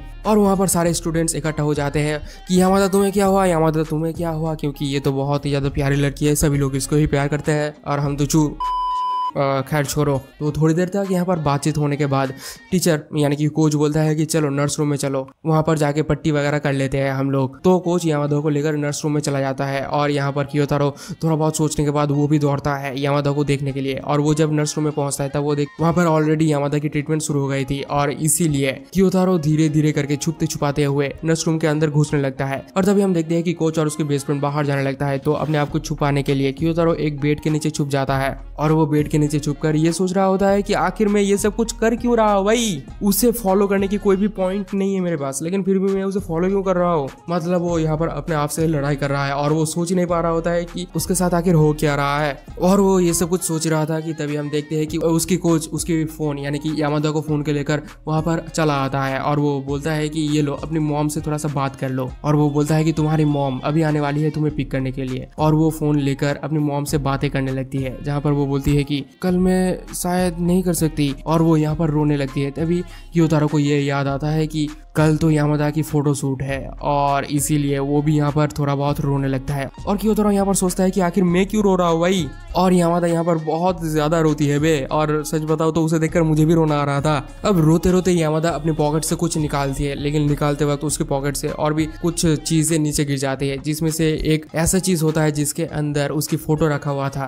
क्योतारो ने जिस फोटो को बनाया था, जिस स्केच को बनाया था, यामादा ने उसी स्केच को अपने पास रखी थी एक एल्बम के अंदर या फिर एक फ्रेम के अंदर, ऐसा समझ लो, जो देखकर वो अपनी फ्लैशबैक में चला जाता है, जहाँ पर वो उसके साथ बिताए हुए थोड़े से लम्हे सोचने लगता है। और नेक्स्ट सीन में हम देखते हैं कि क्योतारो क्लासरूम में आ जाता है, मतलब सभी लोग क्लासरूम में आ जाते हैं और क्लासरूम में सभी लड़कियों के साथ साथ क्योतारो भी कुछ ज्यादा ही उदास लग रहा था। तभी हम देखते हैं कि पीछे से वो तीनों लड़के दोबारा से आ जाते हैं और वो बोलते हैं कि ये देखो मेरे पास यामादा की खून लगे हुए टिश्यूज है। और ये बात सुनकर क्योतारो अपने आप को संभाल नहीं पाता, बहुत ज्यादा गुस्सा आता है उसे और वो खड़े होकर उन लोगों को कुछ कह नहीं चाहता है कि तभी वो देखता है कि उसकी बॉडी में यानी कि उसकी टी शर्ट में कुछ खून लगा हुआ है। तभी हम देखते हैं कि फ्लैशबैक में वो जब नर्स रूम में निकाल रहा था तब वो रेंगते हुए निकल रहा था, इसीलिए यामादा की थोड़ा सा खून लग गया था उसकी बदन में, उसकी तन बदन में, और इसीलिए वो दोबारा से अपनी सीट में बैठ जाता है अपनी बदन को छिपाने के लिए। अब नेक्स्ट दिन हम देखते हैं कि यामादा अपने नाक पे पट्टी बांध के लाई थी और स्कूल जाते वक्त जिन लोगों को ये पता नहीं था कि उसके नाक के साथ क्या हुआ था, सभी लोग उसे पूछने लगते हैं कि आखिर तुम्हारे नाक में क्या हुआ है, तुम्हारे नाक में क्या हुआ है। तो वो सभी लोगों को बताने लगती है कि दरअसल बास्केट लग गया था मेरे नाक पे वगैरह वगैरह। और क्लासरूम में आकर यामादा कुछ ज्यादा ही उदास हो जाती है, वो रोने लगती है। वो बोलती है कि यार मेरी आज तो फोटोशूट थी और मेरे नाक की वजह से मैं तो फोटोशूट भी नहीं कर पाई। और वो रोते हुए अपनी बेस्ट फ्रेंड को हक कर लेती है। हमारी बंदी तो मतलब यामादा तो फूट के रोता है बे, उसे देख के क्यों नहीं पता नहीं क्यों मुझे भी रोना आ रहा है भाई। मैं एक सेकेंड मैं जरा रो के आता हूँ। अब शाम के टाइम हम देखते हैं कि क्योतारो अपने बैग लेकर बाहर की तरफ जा रहा था, लेकिन तभी वो ये नोटिस करता है कि यामादा सीढ़ी के ऊपर थोड़ा सा नैपकिन लेकर अपनी नाक पोंछ रही थी और पोंछते पोंछते वो देखती है कि उसकी नैपकिन खत्म हो चुकी है। क्योतारो भी ये समझ आता है कि उसकी नैपकिन खत्म हो चुकी है और इसीलिए वो दौड़ के जाकर लाइब्रेरी में चला जाता है और उसके पास भी थोड़ा सा नैपकिन था और इसीलिए वो वहाँ पर एक नैपकिन रख देती है और वो उसके ऊपर लिख देता है कि फील फ्री टू यूज। और तभी अचानक उसे ये ख्याल आता है कि अगर ये यहाँ पर ऐसे ही पड़ा रहेगा तो उसको शक हो जाएगा कि इसको किसी ने उसी के लिए ही रखा है। तो इसीलिए वो वहाँ पर सोचता है कि और भी ढेर सारे नैपकिन्स रख दिया जाए क्यों ना। और वो वहाँ पर ढेर सारे मतलब सारे के सारे बेंच में एक एक करके नैपकिन्स रख देता है। और तभी वहाँ पर यामादा आ जाती है और वो देखती है कि वहाँ पर बहुत सारे नैपकिन्स रखी हुई है। तो वो अपनी जगह पर बैठ जाती है और अपनी बैग से चिप्स निकाल के खाने लगती है और वो उस नैपकिन्स को भी यूज करती है। और उसकी इस नैपकिन को यूज करते हुए देखकर क्योतारो को थोड़ा सा राहत मिलता है, थोड़ा सा सुकून मिलता है। हमारा भाई तो कुछ ज्यादा ही अच्छा है, दिल से अच्छा है बे। अब हमें नेक्स्ट दिन की सीन की दिखाया जाता है, जहाँ पर हम देखते हैं कि सभी लोगों के साथ, सभी स्टूडेंट के साथ क्योतारो भी स्कूल की तरफ जा रहा था और स्कूल में जाके अपनी डेस्क में बैठता है और यहाँ पर तो वो कुछ अपने दिमाग में सोच रहा था जो इतना भी ज़्यादा इंपॉर्टेंट नहीं है। और तभी अगले ही पल हम देखते हैं कि वहाँ पर लंच वगैरह स्टार्ट हो जाती है और लंच करते हुए क्योतारो ये नोटिस करता है कि एक लड़की यामादा की तरफ घूर घूर के देख रही थी। और जब क्योतारो यामादा की तरफ देखता है तब वो देखता है कि यामादा चुपके से अपनी मिल्क वाली पाउच को अपनी बैग में छुपा लेती है। और ये देखकर क्योतारो ये सोचने लगता है कि शायद यामादा किसी एबंडेंट कुत्ते को ये मिल्क खिलाती होगी। और तभी अचानक दूसरे ही पल हम देखते हैं कि यामादा और क्योतारो दोनों ही पहुंच गए थे लाइब्रेरी में, मतलब जहाँ पर वो हर वक्त अपना टाइम क्वालिटी टाइम स्पेंड करता है। और वहाँ पर जाके क्योतारो ये देखता है कि यामादा ने अपनी बैग में से एक खाने का चीज निकाला है, मतलब इस खाने की चीज को बनाने के लिए मिल्क चाहिए होता है, इसीलिए उसने अपनी मिल्क की पाउच को अपनी बैग में रखा था। तो वहाँ पर कोई भी बॉल नहीं था, मतलब कोई भी कटोरी नहीं था जिसमें वो उसे डाल के बना पाए। तो इसीलिए यामादा उस पैकेट में ही, मतलब मिल्क वाली पैकेट में ही वो खाना डालने वाली थी, लेकिन इचिकावा पीछे से आकर उसे रोक देती है और वो बोलती है कि तुम्हें ये करने से पहले थोड़ा सा केयरफुल रहना होगा। लेकिन यामादा बोलती है कि मेरे पास तो कोई बॉल नहीं है, इसीलिए वो दोनों चले जाते हैं बॉल लेने के लिए धीरे धीरे, जहाँ पर क्योतारो अपने हाथ में उस दूध की पैकेट को पकड़ता है और यामादा के हाथ में वो खाना था। और वो दोनों चलते चलते जाता है जहाँ पर मतलब कटोरी वगैरह रखा रहता है, लेकिन वहाँ पर जाके उन्हें पता चलता है कि ये गेट तो बंद है, मतलब वो लोग अंदर नहीं जा सकते। तो इसीलिए यहाँ पर यामादा अपनी खुरापाती आइडिया चलाता है और वो लोग पहुंच जाते हैं साइंस लैब में, जहाँ पर वो लोग एक बीकार लेते हैं। बीकार समझते हो ना, अगर तुम लोग अभी भी बच्चे हो तो तुम लोग इसे नहीं समझोगे, लेकिन इतना समझ लो ये एक पॉट है जहाँ पर केमिकल रिएक्शन वगैरह होता है। तो वो एक पॉट ले लेता है और यहाँ पर क्योतारो एक वेट मशीन लेकर मिल्क वगैरह मापने लगता है, ताकि वो एक अच्छे से एक अच्छा सॉल्यूशन बना पाए उस खाने की। और थोड़ा सा मापना चुकना हो जाने के बाद वो उस मिल्क के अंदर उस खाने को डालता है और उस खाने को यामादा को दे देता है। अब यामादा उस खाने को थोड़ा सा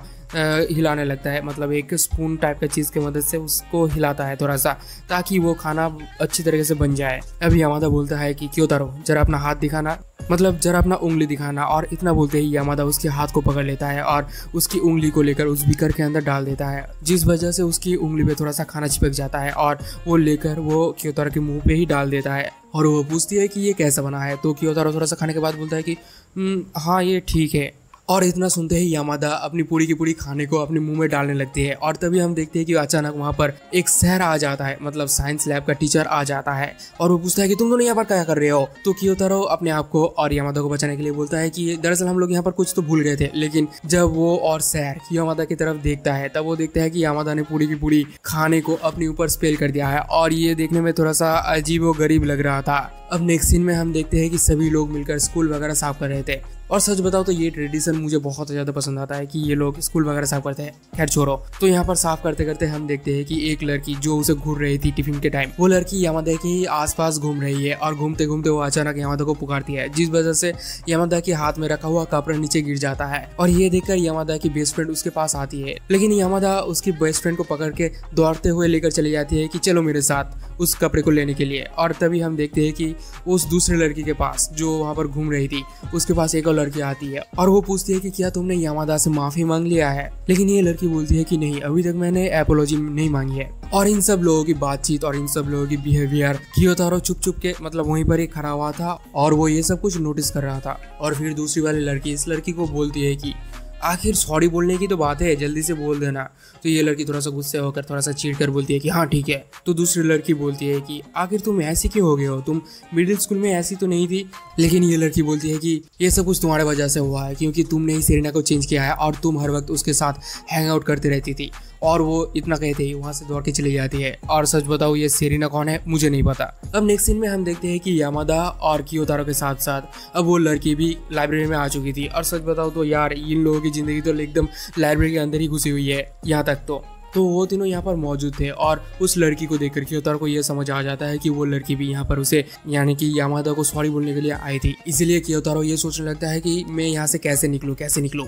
और तभी यामादा उसे पुकारती है और वो बोलती है कि हे ये देखो मैंने अपनी फेस एक भूतनी से चेंज कर लिया है, ये थोड़ा सा क्रीपी लग रहा है ना। तो क्योतारो थोड़ा सा हंसते हुए मतलब जबरदस्ती हंसते हुए बोलता है कि हाँ ये क्रीपी लग रहा है। और फिर वो बोलती है कि चलो हम दोनों एक साथ फोटो खींचते हैं और हम लोग अपने अपने फेस स्वैप करेंगे। लेकिन यहाँ पर क्योतारो ये बोलता है कि दरअसल ये सब कुछ चीज़ें मुझे इतना ज़्यादा अच्छा नहीं लगता। और इतना बोलते ही वो वहाँ से दौड़ के भाग जाता है, क्योंकि वो उन दोनों को थोड़ा सा टाइम देना चाहता था। और उसकी गेट से बाहर निकलते हैं हम देखते हैं कि एक और लड़की मतलब वो दूसरी वाली लड़की क्योतारो को पकड़ लेता है और साइड में खींच लेता है और वो चुप चुप के उन दोनों को देखने लगती है। अब यामादा उस लड़की को बुलाता है। इस लड़की का नाम मुझे नहीं पता भाई, मतलब मुझे पता है कि इस लड़की का नाम क्या है, लेकिन बहुत ज़्यादा हार्ड नाम है, इसलिए मैं इसे लड़की ही बुलाऊंगा, ठीक है।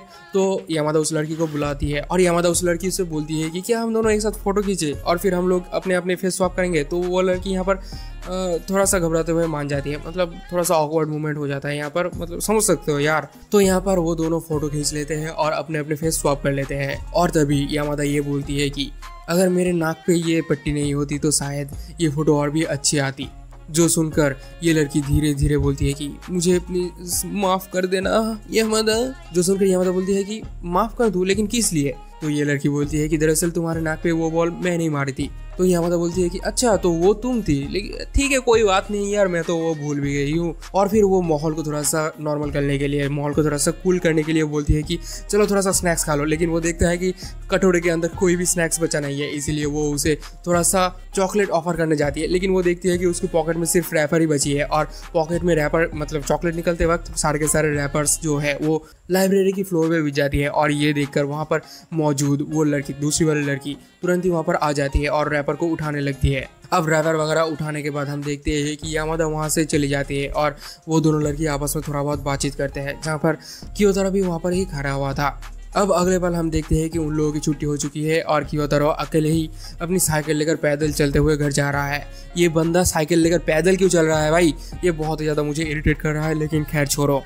अब वो यहाँ पर यामादा के बारे में सोचते हुए चलते हुए जा रहा था और तभी हम देखते हैं कि एक ग्रोसरी स्टोर में से यामादा ही निकल के आती है और वो चीखते हुए कियोतारो को पुकारती है और वो बोलती है कि अरे कियोतारो, तुम्हारे पास तो एक बाइक भी है, ये तो बहुत ही ज़्यादा बढ़िया है, क्या तुम मुझे एक राइड दोगे? तो कियोतारो थोड़ा सा सोचते हुए अपने दिमाग में कैलकुलेशन करते हुए ये बोलता है कि कहाँ तक जाना है तुम्हें?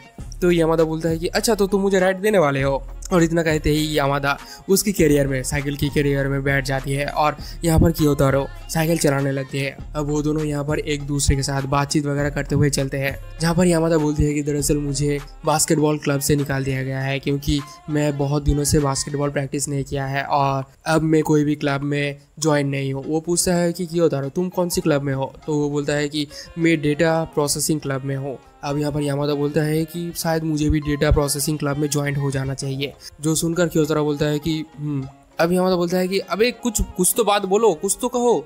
और ये सुनकर कियोतारो बोलता है कि हाँ मैंने तो कहा, हाँ कहा मैंने। अब हम देखते हैं कि वो लोग चलते हुए एक रेड लाइट के सामने खड़े हो जाते हैं और यहाँ पर खड़े होकर वो लोग बात ही कर रहे थे कि तभी सामने कियोतारो एक पुलिस स्टेशन नोटिस करता है और वो अपने दिमाग में सोचने लगता है कि यहाँ पर तो डबल राइड, साइकिल में डबल राइड मना है, अगर पुलिस वाले ने हमें पकड़ लिया तो हम लोगों की तो कैरियर खतरे में आ जाएगी और वगैरह वगैरह सोचने लगता है।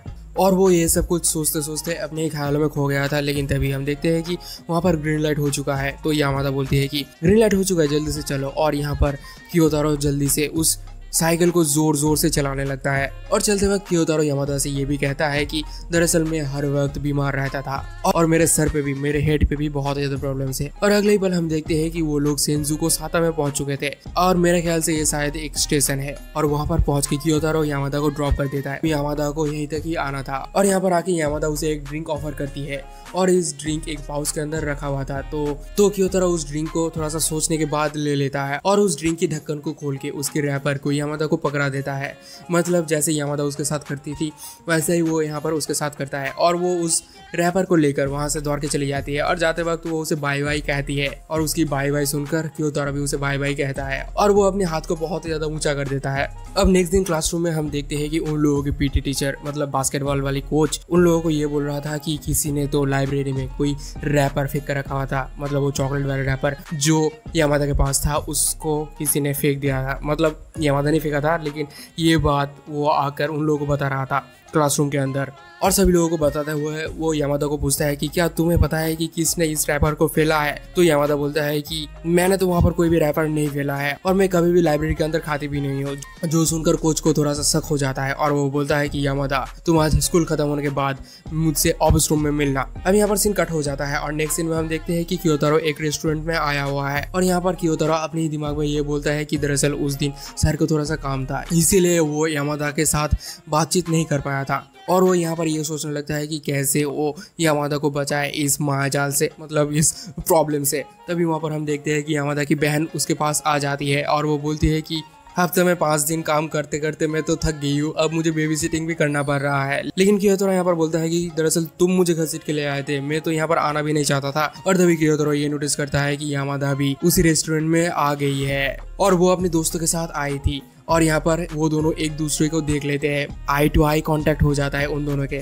और तभी कियोतारो अपना मुंह घुमा लेता है सिचुएशन को थोड़ा सा कंट्रोल करने के लिए, बैलेंस करने के लिए, और यामादा उन लोगों के पीछे वाले टेबल में ही जाके बैठ जाती है और वो लड़कियां वहाँ पर एक लड़के के बारे में बातचीत करने लगते हैं। और इस तरफ कियोतारो उन लोगों की बात सुनने की बहुत ज्यादा कोशिश करता है, लेकिन यामादा यहाँ पर अपनी स्नैक की पैकेट को बहुत जोर से हिलाने लगती है, जिस वजह से उसे कुछ भी सुनाई नहीं दे रहा था। अब उसकी बहन कियोतारो को चिढ़ाते हुए ये बोलती है कि अरे तुमने कुछ तो लिया ही नहीं है, तुम तो सिर्फ सलाद खा रहे हो, जैसे कि कोई लड़की एक डाइट पे है। जो सुनकर कियोतारो थोड़ा सा गुस्सा हो जाता है, मतलब थोड़ा सा चिढ़ जाता है और वो बोलता है कि रुक जाओ, मैं कुछ खरीद के लिए आता हूँ, और वो चला जाता है काउंटर में कुछ खरीदने के लिए। तभी हम देखते हैं कि उसके पीछे से यामादा आकर उसे थोड़ा सा धक्का मारती है और वो बोलती है कि तुम क्या लेने वाले हो। तो कियोतारो एक फूड का नाम बोलता है, जो सुनकर यामादा बोलती है कि तुम मेरे कॉपी कर रहे हो। और इतना बोलते ही यामादा भी सोचता है कि शायद मुझे भी कुछ ले लेना चाहिए और वो जाकर मेनू देखने लगता है। तभी उसे ये याद आता है कि उसके पास तो पर्स है ही नहीं।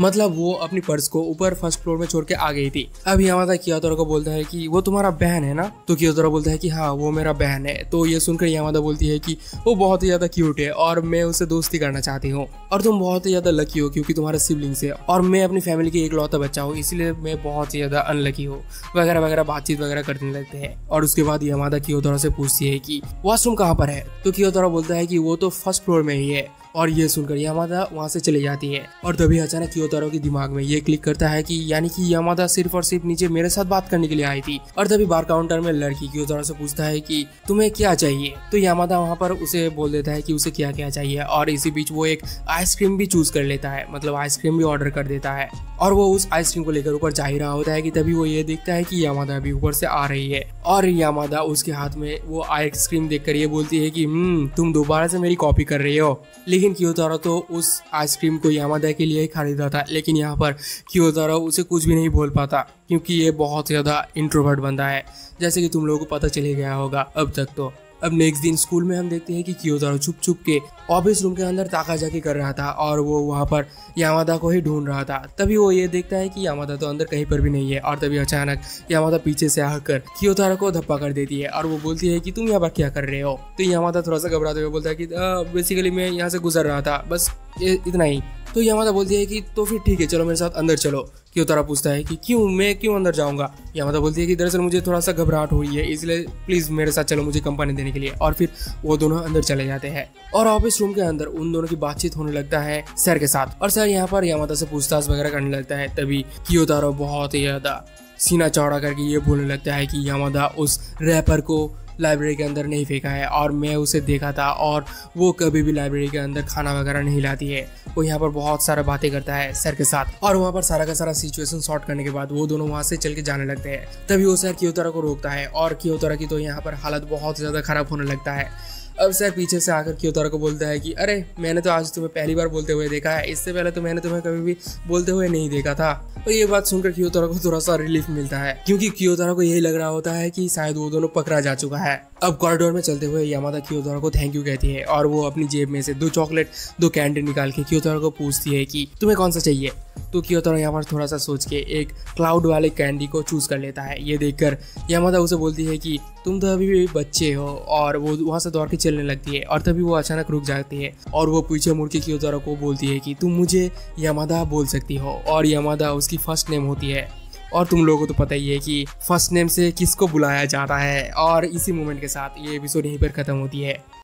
अब हमें दूसरे दिन के सीन को दिखाया जाता है जहाँ पर हम देखते हैं कि इचिकावा अपनी डेस्क में बैठ के ये सोचता है कि आज वो दिन है जब हम लोगों को वर्क प्लेसेस विजिट करना होगा और आज ही हम लोगों को ग्रुप में डिवाइड करना होगा और हमें डिफरेंट जगह पर जाना होगा, जैसे कि हॉस्पिटल्स में या फिर कोई क्राइम सीन वाले जगह में, ऐसा कुछ जगहों में जाना होगा। और तभी हम देखते हैं कि सामने पीटी टीचर, उन लोगों की पीटी टीचर ये बोलता है कि तुम लोगों को 6 लोगों की ग्रुप में डिवाइड हो जाना है, तो तुम लोग अपने अपने इंटरेस्ट के मुताबिक अपना अपना ग्रुप चूज कर सकते हो। और इतना बोलते ही पीटी टीचर वहां से भाग जाता है और यहाँ पर हम देखते हैं कि सभी लोग अपना अपना ग्रुप वगैरह तैयार करने के लिए जुट जाते हैं। जहाँ पर हम देखते हैं कि यामादा की 4 ग्रुप में तो ऑलरेडी पहले से ही मौजूद थे, मतलब उसके फ्रेंड सर्कल में ही 4 लोग मौजूद थे। और अब हम देखते हैं कि हमारा भाई कियोतारो अपने डेस्क में बैठा हुआ था और वो ये सोच रहा था कि आखिर मैं किसके टीम में जाऊँ, मैं किसके टीम में जाऊँ। तभी हम देखते हैं कि पीछे से वो छपरी बंदा कियोतारो को पुकारता है और वो बोलता है कि क्या तुम हमारे टीम में आना चाहोगे? तो कियोतारो भी बोलता है कि हाँ क्यों नहीं।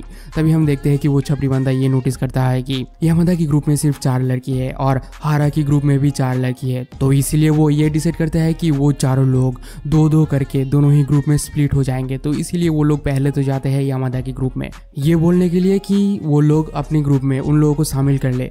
तो यहाँ पर वो छपरी बंदा तो पहले बोलता है कि यामादा क्या तुम लोग मुझे अपने ग्रुप में शामिल कर लोगे? तो यहाँ पर हम देखते हैं कि 2 लड़की तो बिल्कुल उसके मुंह पे ही ना कर देती है और वो बोलती है कि इस छपरी बंदे के अलावा कोई भी लड़का हमारे ग्रुप में चलेगा। तो यहाँ पर वो लोग थोड़ा बहुत डिसाइड करने लगते हैं कि आखिर किसको लिया जाए। तो अब वो लड़कियां बोलते हैं कि हम लोग फाइनली डिसाइड कर चुके हैं कि हम लोग अपने ग्रुप में किसको लेने वाले हैं। और यहाँ पर ये लड़की बोलती है कि हम लोग कांजाकी को अपनी ग्रुप में लेंगे। लेकिन यहाँ पर हम देखते हैं कि वो छबड़ी लड़का और कांजाकी दोनों ही एकदम परेशान हो चुके हैं क्योंकि कांजाकी तो जाना चाहता है हारा की ग्रुप में और ये छपड़ी बंदा जाना चाहता है यामादा की ग्रुप में। तो इन लोगों की प्लानिंग पे थोड़ा सा पानी छिट गया था, तो इसीलिए ये लोग बहुत ही ज्यादा घबरा गए थे। तो यहाँ पर यामादा यामादा को ये समझ आ जाता है कि यहाँ पर मैटर आखिर चल क्या रहा है, तो इसलिए वो सिचुएशन को थोड़ा सा हैंडल करने के लिए वो कांजाकी के पास आती है और उसके पीछे से कियोतारो को थोड़ा सा इशारा करने लगती है ताकि कियोतारो यहाँ पर थोड़ा सा हैंडल कर ले सिचुएशन को। तो इसलिए कियोतारो यहाँ पर बोलने लगता है कि कांजाकी तुम्हें तो हारा के ग्रुप में जाना चाहिए क्योंकि तुम भी बहुत ही ज़्यादा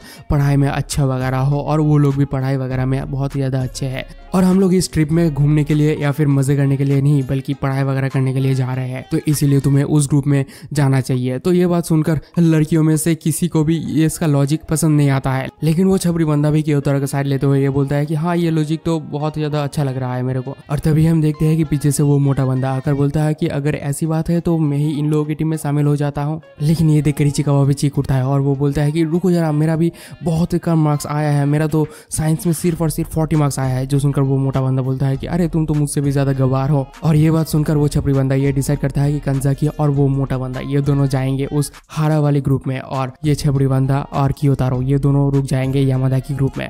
और इसका मतलब ये होता है कि यहाँ पर कियोतारो और वो छपरी बंदा दोनों ही जीत चुके हैं। तो कियोतारो यहाँ पर बोलता है कि मैं तो जीत गया, लेकिन एट व्हाट कॉस्ट। तभी हम देखते हैं कि यामादा कियोतारो के पास आती है और वो उसके कान में बोलती है कि वो एक झूठ था, है ना। जो सुनकर कियोतारो की तो रोंगटे खड़े हो जाते हैं, उसकी तो एकदम आंखें बाहर निकल आते हैं। और दूसरी तरफ हम देखते हैं कि इचिकावा को साइंस में 92 मार्क्स मिला था, यानी कि ये बंदा पढ़ाई में तो बहुत ही ज़्यादा बढ़िया है और वो सिर्फ और सिर्फ यामादा की ग्रुप में आने के लिए ही ये सब कुछ झूठ बात बोला था। अब हमें नेक्स्ट सीन में दोबारा से लाइब्रेरी की सीन को दिखाया जाता है जहाँ पर हम देखते हैं कि इचिकावा एक किताब को पढ़ते हुए ये सोच रहा था कि क्या यामादा को ये पता चल गया कि मैं उसकी टीम में जाना चाह रहा था, लेकिन मैं तो उसकी टीम में नहीं जाना चाह रहा था, मैं तो सिर्फ कांजाकी को हेल्प करना चाह रहा था। मतलब यहाँ पर वो अपने आप को गलत साबित करने में जुड़ा हुआ था। तभी हम देखते हैं कि वहाँ पर हारा और यामादा भी आ जाती है और यहाँ पर उन दोनों की मुलाकात हो जाती है। मतलब हारा और यामादा इन दोनों की मुलाकात हो जाती है और हमेशा की तरह यामादा के हाथ में थोड़ा सा चिप्स के पैकेट था और वो अपनी चिप्स को हारा को ऑफर करती है और वो हारा ये देखकर मतलब उसके हाथ में इस चिप्स के पैकेट को देखकर बहुत ही ज्यादा एक्साइटेड होती है क्योंकि ये बहुत ही ज्यादा डिलीशियस चिप्स की पैकेट थी। तो यहाँ पर हारा बोलती है कि अरे ये तो बहुत ज्यादा डिलीशियस है, लेकिन मैं तो डाइट में हूँ, मैं ये नहीं खा सकती। और हारा बोलती है कि दरअसल मैं तुम्हारे साथ बातें करना चाहती हूँ। और यहाँ पर वो दोनों एक दूसरे के साथ बात वगैरह करने लगते हैं जहाँ पर यामादा यहाँ पर कांजाकी के बारे में हारा से बातें करने लगती है और वो बोलती है कि कांजाकी को तो कर्वी टाइप की लड़कियां पसंद है, उसने तो खुद ही बोला था। लेकिन यहाँ पर हारा बोलती है कि उसकी बात में मत जाना, उसको तो प्रीटी गर्ल्स पसंद है, मतलब मेरे जैसे नहीं, मेरे जैसे ही एक थोड़ा सा चेबी गर्ल्स लेकिन प्रीटी गर्ल्स पसंद है और इसलिए मैं अपना फैट जो है वो थोड़ा सा कम करना चाहती हूँ। और फिर वो दोनों अपने कान में थोड़ा सा खुशफुसाने लगते हैं और थोड़ा बहुत खुशफुसाने के बाद यामादा को ये पता चलता है कि हारा और कांजाकी दोनों ही बाहर गए थे घूमने के लिए। और ये सुनकर यामादा तो बहुत ही ज्यादा एक्साइटेड हो जाती है और वो चीख पड़ती है। और दूसरी तरफ कियोतारो को भी ये पता चल गया था कि वो दोनों बाहर घूमने के लिए गए थे और कियोतारो अपने ही मन में ये बोलता है कि वो ठरकी लड़का प्रोग्रेस कर रहा है, अच्छा है अच्छा है। और फिर हारा ये बोलती है कि हम तो सिर्फ शॉपिंग करने के लिए बाहर गए थे, बस इतना ही। और फिर यामादा बोलती है कि ऐसी बातचीत करना तो मुझे बहुत ही ज्यादा पसंद है, गर्लफ्रेंड बॉयफ्रेंड वाली बातचीत, बाहर घूमने जाने वाली बातचीत, डेटिंग वगैरह की बातचीत मुझे तो बहुत ही ज्यादा पसंद है। जो सुनकर हारा बोलती है कि इसका मतलब तुम्हारे पास तो बहुत सारी कहानियां होगी मुझे बताने के लिए, तो जल्दी से तो बताओ कि तुम्हारे पास क्या क्या कहानियां हैं। और ये बात सुनकर दूसरी तरफ कियोतारो की हालत तो कुछ ज्यादा ही खराब हो रही थी क्योंकि वो यामादा की बॉयफ्रेंड के बारे में सुनना ही नहीं चाह रही थी। लेकिन यामादा यहाँ पर बोलती है कि अच्छा तो बॉयफ्रेंड वाली बातचीत, मेरी तो कोई बॉयफ्रेंड है ही नहीं और था भी नहीं। जो सुनकर कियोतारो को थोड़ा सा रिलीफ मिलती है। अब हम देखते हैं कि यामादा हारा को ये बोलती है कि जब तुम्हारा बॉयफ्रेंड बन जाएगा तब तुम्हें क्या करना होगा मैं बताती हूँ। जो सुनकर हारा बोलती है कि मुझे क्या करना होगा मतलब। तभी हम देखते हैं कि यामादा अपनी पॉकेट से एक हेडफोन निकालती है और वो हारा को बोलती है कि जरा मेरे पास आओ। और वो दोनों आसपास बैठ जाते हैं और फिर वो दोनों अपने अपने कान में एक एक करके हेडफोन डाल लेते हैं। और फिर यहाँ पर यामादा अपने मोबाइल से उन दोनों की फोटो खींचने लगते हैं, जो देखकर हारा अपने आप को थोड़ा सा पीछे खींच लेती है। और फिर वो बोलती है कि दरअसल में हम लोगों की फेसेस को सेम साइज में लाने की कोशिश कर रही थी। और फिर यामादा यहाँ पर बोलती है कि जरा तुम अपनी हाथ लेकर मेरे पॉकेट में डालो। तो वो दोनों अपने हाथ लेकर यामादा की पॉकेट में डालती है और फिर अगले ही पल हम देखते हैं कि यामादा की पॉकेट से ढेर सारे चॉकलेट्स निकल के बाहर गिर जाते हैं। अब वो दोनों अपने अपने हाथ पकड़ के दोबारा से हारा की पॉकेट में डालते हैं और जब वो दोनों अपना हाथ निकालता है तब वो देखता है कि उसके पॉकेट में पाई चॉकलेट रखा हुआ है, जो देखकर यामादा तो बहुत ज्यादा खुश होती है। और ये देखकर हारा बोलती है कि दरअसल ये चॉकलेट मैं तुम्हारे लिए ही लाया था शायद। मतलब हारा यहाँ पर थोड़ा सा झूठ बोलने की कोशिश कर रही थी। तो यहाँ पर यामादा बोलती है कि तुम इसे खा सकती हो। तो हारा उस चॉकलेट को बहुत ही ज्यादा सुकून के साथ खाती है और वो बोलती है कि ये तो बहुत ही ज्यादा डिलीशियस है। जो सुनकर यामादा बोलती है कि मुझे ये सुनकर अच्छा लगा। अब अगले पल जब वो दोनों अपने फोटोज देखते हैं तब वो देखते हैं कि पीछे से एक बंदा उन लोगों के ऊपर ताकाझाकी कर रहा था, जो देखकर हारा ये पूछती है कि क्या ये भूत है। तो यामादा बोलती है कि नहीं ये भूत नहीं है, दरअसल मुझे पता है कि ये कौन है। और नेक्स्ट सीन में हम देखते हैं कि वो दोनों चले जाते हैं क्योतारो के पास और यहाँ पर हारा ये पूछती है कि क्या तुम दोनों हमेशा यहाँ पर रहते हो, मतलब हमेशा एक साथ यहाँ पर रहते हो। तो यामादा यहाँ पर बोलती है कि हाँ लगभग हर टाइम जब मुझे कोई भी काम नहीं होता तब मैं यहाँ पर आ जाती हूँ। लेकिन क्योतारो यहाँ पर बोलती है कि नहीं दरअसल मैं तो हर रोज यहाँ पर आया करता हूँ, लेकिन एक दिन मैंने देखा कि यामादा यहाँ पर आई हुई है और उसके बाद से वो हर रोज यहाँ पर आती है। जो सुनकर हारा यहाँ पर थोड़ा सा शैतानी स्माइल देती है और जो देखकर क्योतारो थोड़ा सा शर्मा जाता है। अब नेक्स्ट सीन में हम देखते हैं कि उन लोगों की स्कूल छुट्टी हो चुकी है और क्योतारो अपनी ड्रॉयर में से, अपने लॉकर में से कुछ चीजें सामान वगैरह निकाल के घर की तरफ जा ही रहा होता है कि तभी उसे यामादा के साथ बिता हुए थोड़े बहुत लम्हे याद आते हैं। और वो चलते चलते जब बाहर पहुंचता है, स्कूल के गेट के बाहर पहुंचता है, तब वो देखता है कि बाहर तो बहुत ही तेज बारिश हो रही थी और उसके पास छाता भी नहीं था, लेकिन उसके पास रेनकोट था। और वो ये सोचने लगता है कि आज की बारिश तो बिन बुलाया आ चुकी है और ये बहुत ही ज्यादा अच्छा मोमेंट है, अच्छा सिचुएशन है एक्सट्रोवर्ट्स के लिए, ताकि वो अपनी पसंदीदा लड़की के साथ एक ही छतरी के नीचे जा सके घर की तरफ। तभी वो ये नोटिस करता है कि यामादा के पास तो कोई भी छाता नहीं है और यामादा यहाँ पर क्योतारो को नोटिस कर लेता है अपनी रेनकोट पहन के। तभी यामादा क्योतारो को ये पूछता है कि अच्छा तो तुम बाइसाइकिल चलाते हो है ना। तो यहाँ पर क्योतारो ये सोचने लगता है कि आखिर वो ये सब कुछ मुझे पूछ क्यों रही है। तभी यामादा बोलती है कि तुम मुझे अपना रेनकोट दे दो, मैं दरअसल जल्दी से जाती हूँ कन्वीनियंस स्टोर में और वहाँ से जाके एक अम्ब्रेला खरीद के लाती हूँ। जो सुनकर क्योतारो पहले तो थोड़ा बहुत नखरे दिखाने लगता है और वो बोलता है कि तुम ये कैसे पहनोगी वगैरह वगैरह बोलने लगता है। लेकिन यहाँ पर यामादा की जबरदस्ती की वजह से क्योतारो अपनी रेनकोट उतार के देने के लिए मजबूर हो जाता है। और जब यामादा उसकी रेनकोट पहनती है तब वो देखती है कि उसकी रेनकोट तो बिल्कुल पूरी तरीके से उसकी बॉडी में फिट हो चुकी है और वो जल्दी से करके जाने लगती है। और जाते वक्त वो ये बोलती है कि मैं जल्दी से जल्दी और जरूर से जरूर वापस आऊंगी। जो सुनकर क्योतारो ये बोलता है कि हाँ मुझे पता है कि तुम वापस आओगी और मैं इस बात को लेकर चिंतित भी नहीं हूँ। और इतना बोलते ही यामादा वहां से चली जाती है। लेकिन यामादा के जाने के बाद क्योतारो ये देखता है कि उसने तो अपनी बैग यहीं पर भूल चुकी है और उसकी बैग के अंदर ही उसकी पर्स भी हो सकती है। तो ये देखकर क्योतारो ये सोचता है कि इसकी बैग तो उसे जल्दी से जल्दी लौटाना चाहिए। तो इसीलिए क्योतारो उसकी बैग को उठाकर उसके पीछे दौड़ने लगता है। दूसरी तरफ हम देखते हैं कि यामादा तो अपनी धुन में चल रही थी और क्योतारो उसे पीछे से पुकारने लगता है। तो पुकारते पुकारते फाइनली यामादा उसकी पुकार सुन लेती है और वो पीछे मुड़ के देखती है कि क्योतारो उसकी बैग लेकर उसके सामने खड़ी हुई है। और क्योतारो यहाँ पर बोलता है कि मैं दरअसल तुम्हारे बैग को ड्राई रखने की कोशिश कर रहा था। तो यामादा यहाँ पर अपने हाथ को उसके ऊपर ले जाकर बोलती है कि अगर ऐसी बात है तो तुम्हें ड्राई रखने की जिम्मेदारी मेरे ऊपर है। और वो बोलती है कि मेरी पर्स दरअसल सामने वाले पॉकेट में है। तो यहाँ पर क्योतारो उसकी बैग को खोलकर पॉकेट से कि पर्स निकालने वाला था कि तभी वो देखता है कि उसकी बैग के अंदर एक अम्ब्रेला ऑलरेडी रखा हुआ है। जो देखकर यामादा ये बोलती है कि दरअसल ये अम्ब्रेला टूटी हुई है। तो क्योतारो कुछ भी ना कह के उसके अम्ब्रेला को उसके बैग के अंदर डाल देता है और उसकी बैग के अंदर से पर्स निकाल के उसकी रेनकोट में डालने जाता है। लेकिन यहाँ पर यामादा बोलती है कि नहीं पर्स को वहां पर मत रखो, वो गीला हो जाएगा। वो बोलती है कि पर्स को मेरी शर्ट के पॉकेट के अंदर रखो। जो सुनकर क्योतारो की तो यहाँ पर मूवमेंट बन जाती है। भाई मुझे तो बहुत ज्यादा मजा आ रहा था ये देखकर। तो यहाँ पर क्योतारो धीरे धीरे करके उसकी रेनकोट को खोलती है और उसकी शर्ट के पॉकेट के अंदर, मतलब उसकी जैकेट के पॉकेट के अंदर उसकी पर्स को रख देता है। और ये देखकर यामादा भी थोड़ा सा शर्मा जाती है और वो क्योतारो को बोलती है कि जल्दी से तुम स्कूल में चले जाओ, नहीं तो तुम ज्यादा भीग जाओगे। और इतना बोलते ही यामादा वहां से चल के जाने लगती है। अब नेक्स्ट सीन में हम देखते हैं कि क्योतारो फाइनली स्कूल में पहुंच चुका है और वो स्कूल में जाके उसकी अम्ब्रेला को खोल के देखता है और वो देखता है कि वो अम्ब्रेला तो बिल्कुल सही सलामत है।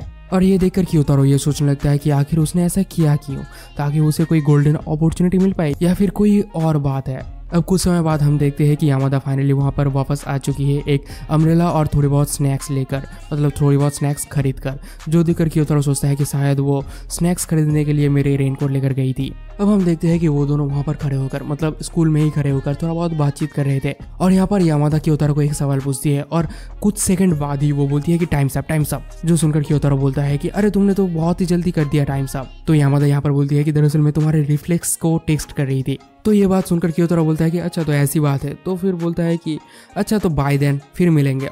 और इतना बोलते ही क्योतारो वहाँ से चल के जाने लगता है। लेकिन पीछे से यामादा एक आइसक्रीम निकाल के उसकी गर्दन में थोड़ा सा लगा देती है और ये आइसक्रीम बहुत ज़्यादा ठंडी थी, इसीलिए यामादा यहाँ पर चौंक जाता है और वो पीछे मुड़ के देखता है। तो यामादा यहाँ पर क्योतारो को बोलती है कि ये लो तुम्हारी पार्टिसिपेशन प्राइज। जो देखकर क्योतारो पूछता है कि अच्छा तो ये आइसक्रीम है। यामादा बोलती है कि क्या तुम्हें कुछ और चाहिए था क्या। लेकिन यहाँ पर क्योतारो कुछ ना बोलते हुए वो आइसक्रीम ले लेता है और वो अपने मन में बोलने लगता है कि मेरे साथ कुछ ना कुछ तो गलत हो रहा है। क्या मैं यामादा को पसंद करने लगा हो। और वो यामादा की चेहरे को देखते ही जाता है और फाइनली उस आइसक्रीम के लिए यामादा को थैंक यू कहता है। अब हमें उस दिन को दिखाया जाता है जब वो लोग वर्क प्लेस विजिट करने के लिए जा रहे थे और हम देखते हैं कि वो 6 लड़की मिलकर पहुंच जाते हैं अपनी वर्क प्लेस विजिट वाले जगह पर। और वहां पर पहुंचते ही एक लड़की रिसेप्शन में जाकर पूछती है, मतलब उन लोगों के साथ थोड़ा बहुत बातचीत करते हैं और वो उन लोगों के पास आकर, मतलब अपने दोस्तों के पास आकर ये बोलती है कि एक गाइड हम लोगों के पास जल्दी ही आने वाली है, हम लोगों को इस जगह को घूम के दिखाने के लिए। अब उन लोगों के पास फाइनली वो गाइड पहुंच जाती है और वो गाइड उन लोगों को घूम के दिखाने लगती है इस मांगा कंपनी को। मतलब दरअसल वो लोग एक मांगा कंपनी में आए थे जहाँ पर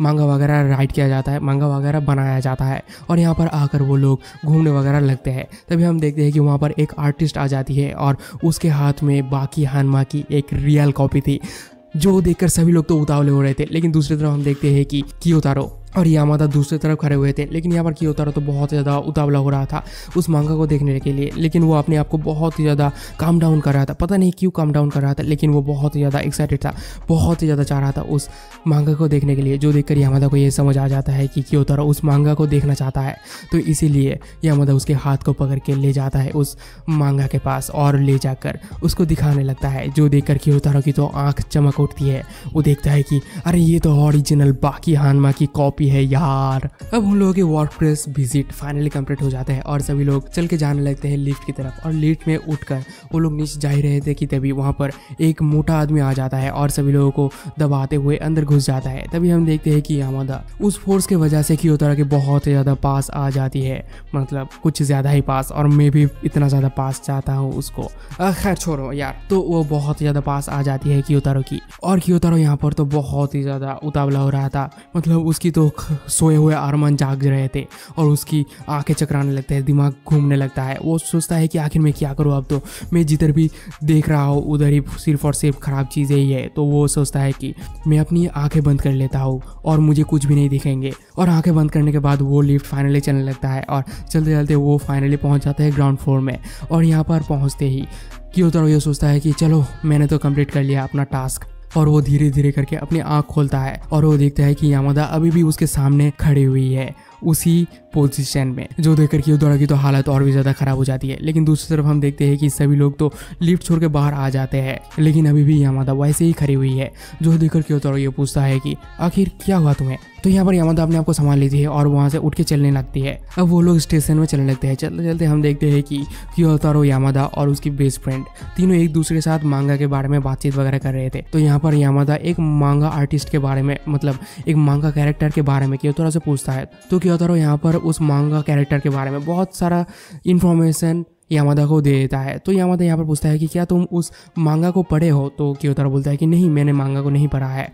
और फिर चलते चलते कियोतारो यहाँ पर बोलता है कि दरअसल मुझे थोड़ा सा बाथरूम जाना है। और वो बाथरूम में आकर अपने हाथ दीवार में पटकने लगता है और वो बोलता है कि वो लोग ज़रूर से मेरा मजाक उड़ा रहा होगा, मुझे अपना मुंह बंद रखना चाहिए था उस मांगा वाले कंपनी में। और वो अपने आप को बहुत ज़्यादा कोस रहा था। अब कुछ देर बिताने के बाद कियोतारो फाइनली बाथरूम से बाहर आता है और वो यामादा से पूछता है कि बाकी सब लोग कहाँ पर है। और तभी उन लोगों को ये रियलाइज़ होता है कि वो लोग बहुत ज़्यादा लेट हो चुके हैं और वो लोग स्टेशन में बहुत ही तेज़ दौड़ने लगते हैं। लेकिन ट्रेन तक पहुंचने से पहले ट्रेन का दरवाज़ा बंद हो जाता है और ट्रेन वहां से छूट के चला जाता है। जो देखकर वो दोनों बहुत ही ज़्यादा शॉक्ड होते हैं, बहुत ही ज़्यादा हैरान होते हैं और वो दोनों वहीं पर ही खड़े होकर उस ट्रेन को जाते हुए देखने लगते हैं। तो आप लोगों को ये वाला एपिसोड कैसा लगा कमेंट में ज़रूर बताना, और अगर थोड़ा सा भी अच्छा लगा हो तो एक छोटा सा सब्सक्राइब करके ज़रूर जाना। और नेक्स्ट एपिसोड में जल्दी ही लाने की कोशिश करूंगा। लेकिन उससे पहले तुम लोग मेरा इस वॉलपेपर ऐप को जरूर से चेकआउट करना यार प्लीज, इससे मुझे थोड़ा सा सपोर्ट मिल जाएगा, ठीक है ना। तो मिलते हैं नेक्स्ट एपिसोड में, तब तक के लिए सायोनारा।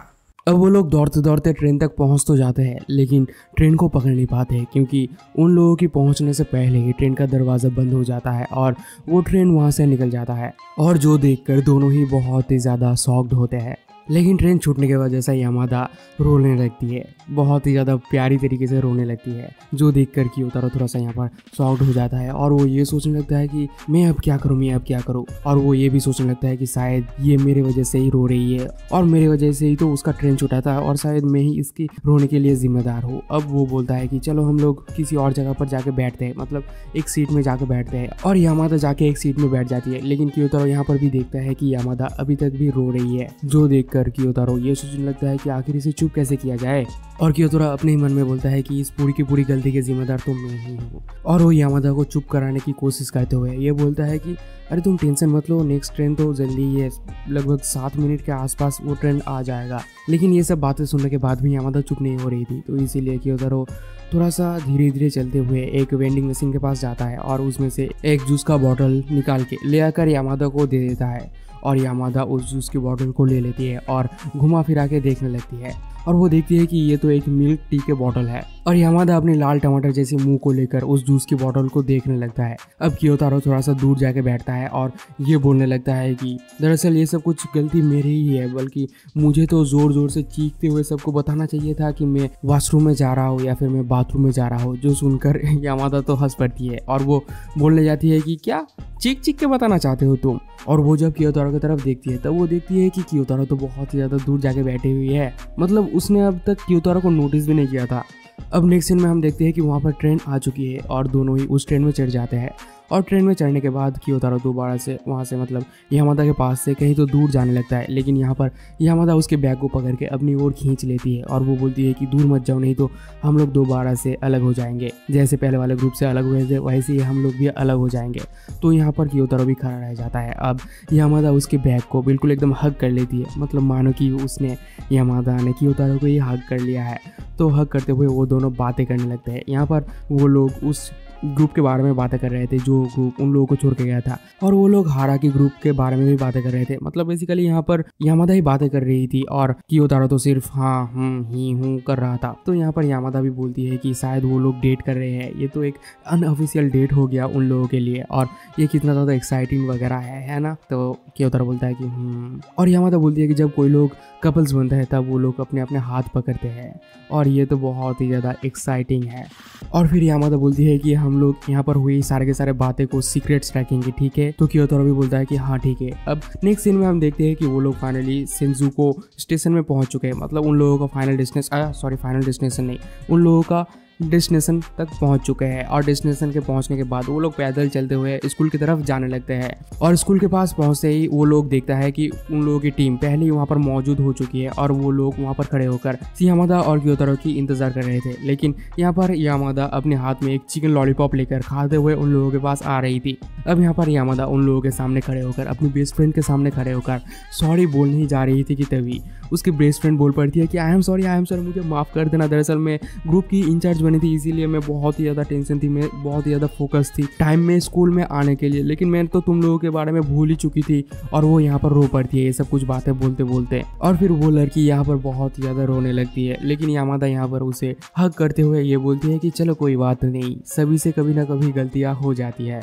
अब नेक्स्ट दिन हम देखते हैं कि कियोतारो अपने घर में बैठ के ब्रेकफास्ट कर रहा था और वो स्कूल जाने के लिए मतलब बिल्कुल पूरी तरीके से रेडी हो चुका था। और वहाँ पर बैठ के डाइनिंग टेबल में बैठ के वो अपनी बहन से ये बातें कर रहा था कि उसने वर्क विजिट में जाके क्या क्या किया, और वो बहुत सारी बातें यहाँ पर बताने लगता है। तभी उसकी बहन बोलती है कि तुमने तो ये सारी बातें हम लोगों को कल ही बता दिया था, तुम आज क्यों दोबारा से कह रहे हो। तो कियोतारो बोलता है कि दरअसल मैंने कल तो सिर्फ मॉम को बताया था, आज मैं तुम्हें बता रहा हूँ। और फिर वो बोलता है कि मैं अपनी क्लास के लिए लेट हो रहा हूँ तो मैं अभी निकलता हूँ। तभी उसकी बहन ये बोलती है कि लगता है तुम अपनी स्कूल को एंजॉय कर रहे हो। तो ये बात सुनकर कियोतारो थोड़ा सा शॉक्ड होता है, लेकिन फिर वो अगले ही पल निकल जाता है अपने घर से। और फिर स्कूल की तरफ जाते वक्त वो ये सब कुछ बातें सोचने लगता है और वो सोचता है कि क्या मैं सच में स्कूल को एंजॉय कर रहा हूँ। और फिर वो अपने मन में बोलता है कि अरे नहीं यार, मैं कैसे स्कूल एंजॉय कर सकता हूँ, और मेरे तो कोई दोस्त भी नहीं है। और ये बात बोलते उसके दिमाग में यामादा की ख्याल वगैरह आने लगते हैं और वो अपनी पीछे साइकिल की कैरियर को देखने लगता है। अब नेक्स्ट सीन में हम देखते हैं कि यामादा स्कूल की गेट के बाहर किसी के लिए वेट कर रही है और उसे उसके दो दोस्त गुड मॉर्निंग वगैरह कह के अंदर चले जाते हैं, लेकिन यामादा भी यहाँ पर खड़े रह जाती है। तभी हम देखते हैं कि कियोतारो भी उसी गेट से अंदर जाने लगता है, लेकिन वो अपने आप को छुपाते हुए जा रहा था। लेकिन तभी कियोतारो अचानक से रुक जाता है और वो पीछे मुड़ के देखता है कि यामादा ने उसकी साइकिल को पकड़ लिया है। और यामादा यहाँ पर बोलने लगती है कि अरे मैंने तो तुम्हें नोटिस भी नहीं किया था, अगर तुम्हारे पास साइकिल नहीं होती तो मैं तुम्हें नोटिस भी नहीं करती। और इतना बोलते ही वो दोनों धीरे धीरे करके चलते हुए स्कूल के अंदर चले जाते हैं। अब कियोतारो अपनी बाइक को मतलब अपनी साइकिल को पार्किंग में पार्क कर रहा होता है और यामादा भी उसके पास खड़े हुई थी। जब उसकी पार्किंग खत्म हो जाती है तब यामादा जल्दी से अपने बैग के अंदर से 3-4 मांगा की कॉपीज निकाल के कियोतारो को पकड़ा देती है और वो बोलती है कि ये लो, मैंने तुम्हें बताया था ना कि मैं तुम्हें कुछ मांगा की कॉपीज दूंगा, ये वही है। तो क्योतारो यहाँ पर सोचने लगता है कि अच्छा, तो वो इस बारे में सीरियस थी। और फिर यहाँ पर यामादा उसे बहुत ही ज़्यादा स्पॉयलर्स वगैरह देने लगता है उस मांगा के बारे में, जो सुनकर क्योतारो बोलता है कि अरे तुम तो बहुत ही ज़्यादा स्पॉयलर दे चुके हो मुझे, और ज़्यादा मैं स्पॉयलर नहीं करना चाहता अपनी मांगा को, मैं अपनी मांगा खुद पढ़ना चाहता हूँ। और फिर इतना बोलते ही वो वहाँ से चलने लगता है और उसके पीछे पीछे यामादा भी चलने लगती है, जो देखकर क्योतारो पीछे मुड़ के ये पूछती है यामादा से कि यामादा तुम तो थोड़ा सा बिजी थे है ना। तो यामादा बोलती है कि बिजी किस चीज़ के लिए। तो क्योतारो बोलता है कि तुम स्कूल के बाहर किसी के लिए वेट कर रहे थे। तो ये बात सुनकर यामादा बोलती है कि अरे हाँ, और इतना बोलते ही वो वहाँ से निकल के जाने लगती है स्कूल के बाहर दोबारा से वेट करने के लिए। लेकिन यार क्योतारो को कौन समझा है कि यामादा उसके लिए ही वेट कर रहा था। और बाहर जाते वक्त यामादा थोड़ा सा एम्बेरस्ड भी लग रही थी, लेकिन जाने से पहले यामादा ने क्योतारो को ये बता दिया था कि यामादा आज जल्दी घर चली जाएगी, इसीलिए वो लाइब्रेरी में नहीं आ पाएगी और इसी वजह से वो उसको इस मांगा को देने के लिए बाहर खड़ी हुई थी। ये बात सुनने के बाद भी हमारे भाई को ये पता नहीं चला कि यामादा उसके लिए ही वेट कर रहा था गेट के बाहर। अब कुछ समय बीतने के बाद हमें लाइब्रेरी की सीन को दिखाया जाता है, जहाँ पर हम देखते हैं कि क्योतारो बैठ के एक बुक पढ़ रहा था। तभी वहाँ पर यामादा आ जाती है, गेट खोल के अंदर आती है और वो बोलती है कि अच्छा, तो तुम यहाँ पर अभी भी बैठे हुए हो। तो क्योतारो बोलता है कि मैंने सोचा था कि तुम अब तक जा चुके हो अपने घर। लेकिन यामादा बोलती है कि दरअसल मैं सोचा कि मैं बाद में जाऊंगी घर। और इतना कहते ही वो धीरे धीरे करके क्योतारो के पास आने लगती है और वो देखती है कि क्योतारो उस मांगा को ना पढ़ के कोई और दूसरा बुक पढ़ रहा है, जो देखकर यामादा पूछती है कि अरे तुम उस मांगा को क्यों नहीं पढ़ रहे। तो क्योतारो बोलता है कि दरअसल मैं उस मांगा को घर में जाके पढ़ूंगा। लेकिन यामादा बोलती है कि नहीं, तुम उसे अभी पढ़ो। और इतना कहते ही वो उस बुक को लेकर खींचातानी करने लगती है और इस खींचातानी की वजह से उन लोगों की बैलेंस थोड़ा सा बिगड़ जाती है। और बैलेंस बिगड़ने के बाद ये होता है, ज़रा ये देखो, मोमेंट को एंजॉय करो।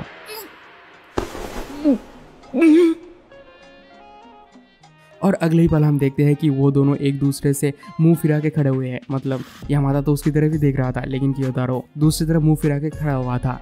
और यहाँ पर दोनों ही एक साथ एक दूसरे को सॉरी कहते हैं। लेकिन क्योतारो बोलता है कि नहीं, मुझे माफ़ कर दो। लेकिन यामादा भी बोलती है कि नहीं, ये सब कुछ मेरी गलती है, दरअसल मुझे माफ़ कर दो। और यहाँ पर थोड़ा बहुत एपोलॉजिज करने के बाद यामादा बोलती है कि अच्छा, तो मुझे यहाँ से जाना चाहिए। और वो चले ही जा रही थी कि तभी क्योतारो पीछे से यामादा को पुकारती है, बोलती है कि यामादा। और यामादा पीछे मुड़ के देखती है। लेकिन क्योतारो यहाँ पर सोचने लगता है कि आखिर मैंने उसे बुलाया क्यों, मेरे दिमाग में क्या चल रहा है भाई। मतलब उसे यही नहीं पता कि उसने उसे बुलाया क्यों। तो माहौल को थोड़ा सा शांत करने के लिए, सिचुएशन को थोड़ा सा हैंडल करने के लिए क्योतारो यामादा से ये पूछता है कि क्या तुम कल स्कूल में आओगे। तो यामादा थोड़ा सा मुस्कुराते हुए ये बोलती है कि आऊँगी, और लाइब्रेरी में भी आऊँगी। जो सुनकर क्योतारो थोड़ा सा शर्मा जाता है, बिल्कुल मेरी तरह। और फाइनली वो घर चला जाता है और घर जाने के बाद वो उसी मांगा को पढ़ने लगता है और वो ये सोचने लगता है कि आखिर यामादा ने इस किताब को कैसे बैठ के या फिर कैसे लेट कर पढ़ा होगा। और वो उसकी पढ़ने की पोजीशंस को ट्राई करने लगता है और करते करते जब वो लेटता है तब वो देखता है कि उस मांगा के अंदर से थोड़े बहुत बिस्किट के पार्टिकल्स निकल आते हैं। और यहाँ पर उसे ये समझ आता है कि यामादा तो बल्कि उस किताब को, मतलब उस मांगा को बैठ के पढ़ रही थी। अब नेक्स्ट सीन में हमें स्कूल की सीन को दिखाया जाता है, जहाँ पर क्योतारो सिंक में अपना हाथ धो रहा था और हाथ धो ही रहा था कि तभी वहाँ पर यामादा भी आ जाती है, बिल्कुल भूत की तरह एंट्री मारती है। और वो आकर पीछे से क्योतारो को पूछती है कि क्या तुमने उस मांगा को पढ़ लिया। तो क्योतारो बोलता है कि नहीं, अभी तक तो नहीं पढ़ा है। और इतना कहते ही वो चलने लगता है और उसके पीछे पीछे यामादा भी चलने लगती है। और यामादा यहाँ पर बोलने लगती है कि जल्दी से उस मांगा को पढ़ के खत्म करो, नहीं तो मैं सारा का सारा किस्सा स्पॉइल कर दूंगी। तो क्योतारो बोलता है कि तुमने ऑलरेडी बहुत ज्यादा स्पॉइल कर दिया हो। और क्योतारो को यामादा के साथ बातें करते हुए पीछे खड़ा हुआ वो छपरी बंदा देख लेता है और वो बहुत ही ज्यादा सदमे में चला जाता है। अब थोड़ी देर बाद हम देखते हैं कि क्योतारो एक सीढ़ी में बैठ के उसी मांगा को पढ़ रहा था और वो अपने दिमाग में ये बोलता है कि क्लासरूम में बैठकर तो मैं ये मांगा नहीं पढ़ सकता, लेकिन ये थोड़ा सा अच्छा जगह है पढ़ने के लिए। तभी हम देखते हैं कि पीछे से वो छपरी बंदा आकर क्योतारो को धप्पा कर देता है और वो बोलता है कि तुम यामादा के साथ ऐसे कैसे बात कर सकते हो। जो सुनकर क्योतारो बोलता है कि दरअसल हम लोग तो क्लासमेट्स हैं और हम तो ऐसे ही बात कर सकते हैं। और वो अपने मन में सोचने लगता है कि शायद ये बंदा मुझे बुली करने लगेगा। लेकिन हम देखते हैं कि वो बंदा तो बहुत ज़्यादा फ्रेंकली तरीके से क्योतारो के साथ बातें करने लगता है और वो पूछने लगता है कि क्या यामादा की कोई बॉयफ्रेंड वगैरह है या फिर उसका कोई किसी के ऊपर क्रश वगैरह है, तुम उसके साथ बातें वगैरह करते हो तो तुम्हें तो ज़रूर से पता होगा। लेकिन यहाँ पर क्योतारो बोलता है कि नहीं, मुझे तो नहीं पता। और वो अपने ही मन में बोलता है कि हाँ, मुझे तो पता है कि उसके पास कोई भी बॉयफ्रेंड नहीं है, लेकिन मैं इसे क्यों बताऊँ।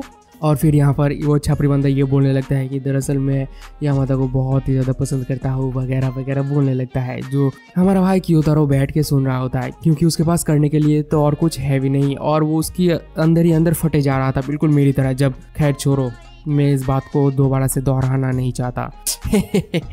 और फिर वो बंदा यहाँ पर कुछ ज़्यादा ही बकवास करने लगता है, तो उसकी बकवास हमारे भाई की दिमाग के ऊपर मतलब पहाड़ के ऊपर चला जाता है। तो इसी वजह से हमारा भाई की उधर वहाँ से उठ के चलने लगता है, लेकिन वो छपरी बंदा अभी भी अपना बकबक नहीं रोकता और वो पीछे से चीखते हुए ये बोलता है कि तुम ये सब कुछ बातें किसी को भी मत बताना प्लीज कि मैंने यामादा के बारे में तुमसे पूछा है। तो हमारा भाई हाथ हिला के उसे इशारा करके वहाँ से चला जाता है और वो अपने दिमाग में सोचने लगता है कि मैं इतना ज़्यादा जेलसी क्यों फील कर रहा हूँ यार। और वो बहुत सारे बातें सोचते हुए अपने क्लासरूम की तरफ जाने लगता है और क्लासरूम के गेट में पहुंचकर वो देखता है कि क्लास के अंदर यामादा के साथ साथ उसकी सारे सहेलियां बैठ के बातचीत वगैरह कर रहे थे। और ये देखकर क्योतारो अपने दिमाग में सोचने लगता है कि क्या मैं यामादा को पसंद करने लगा हूँ।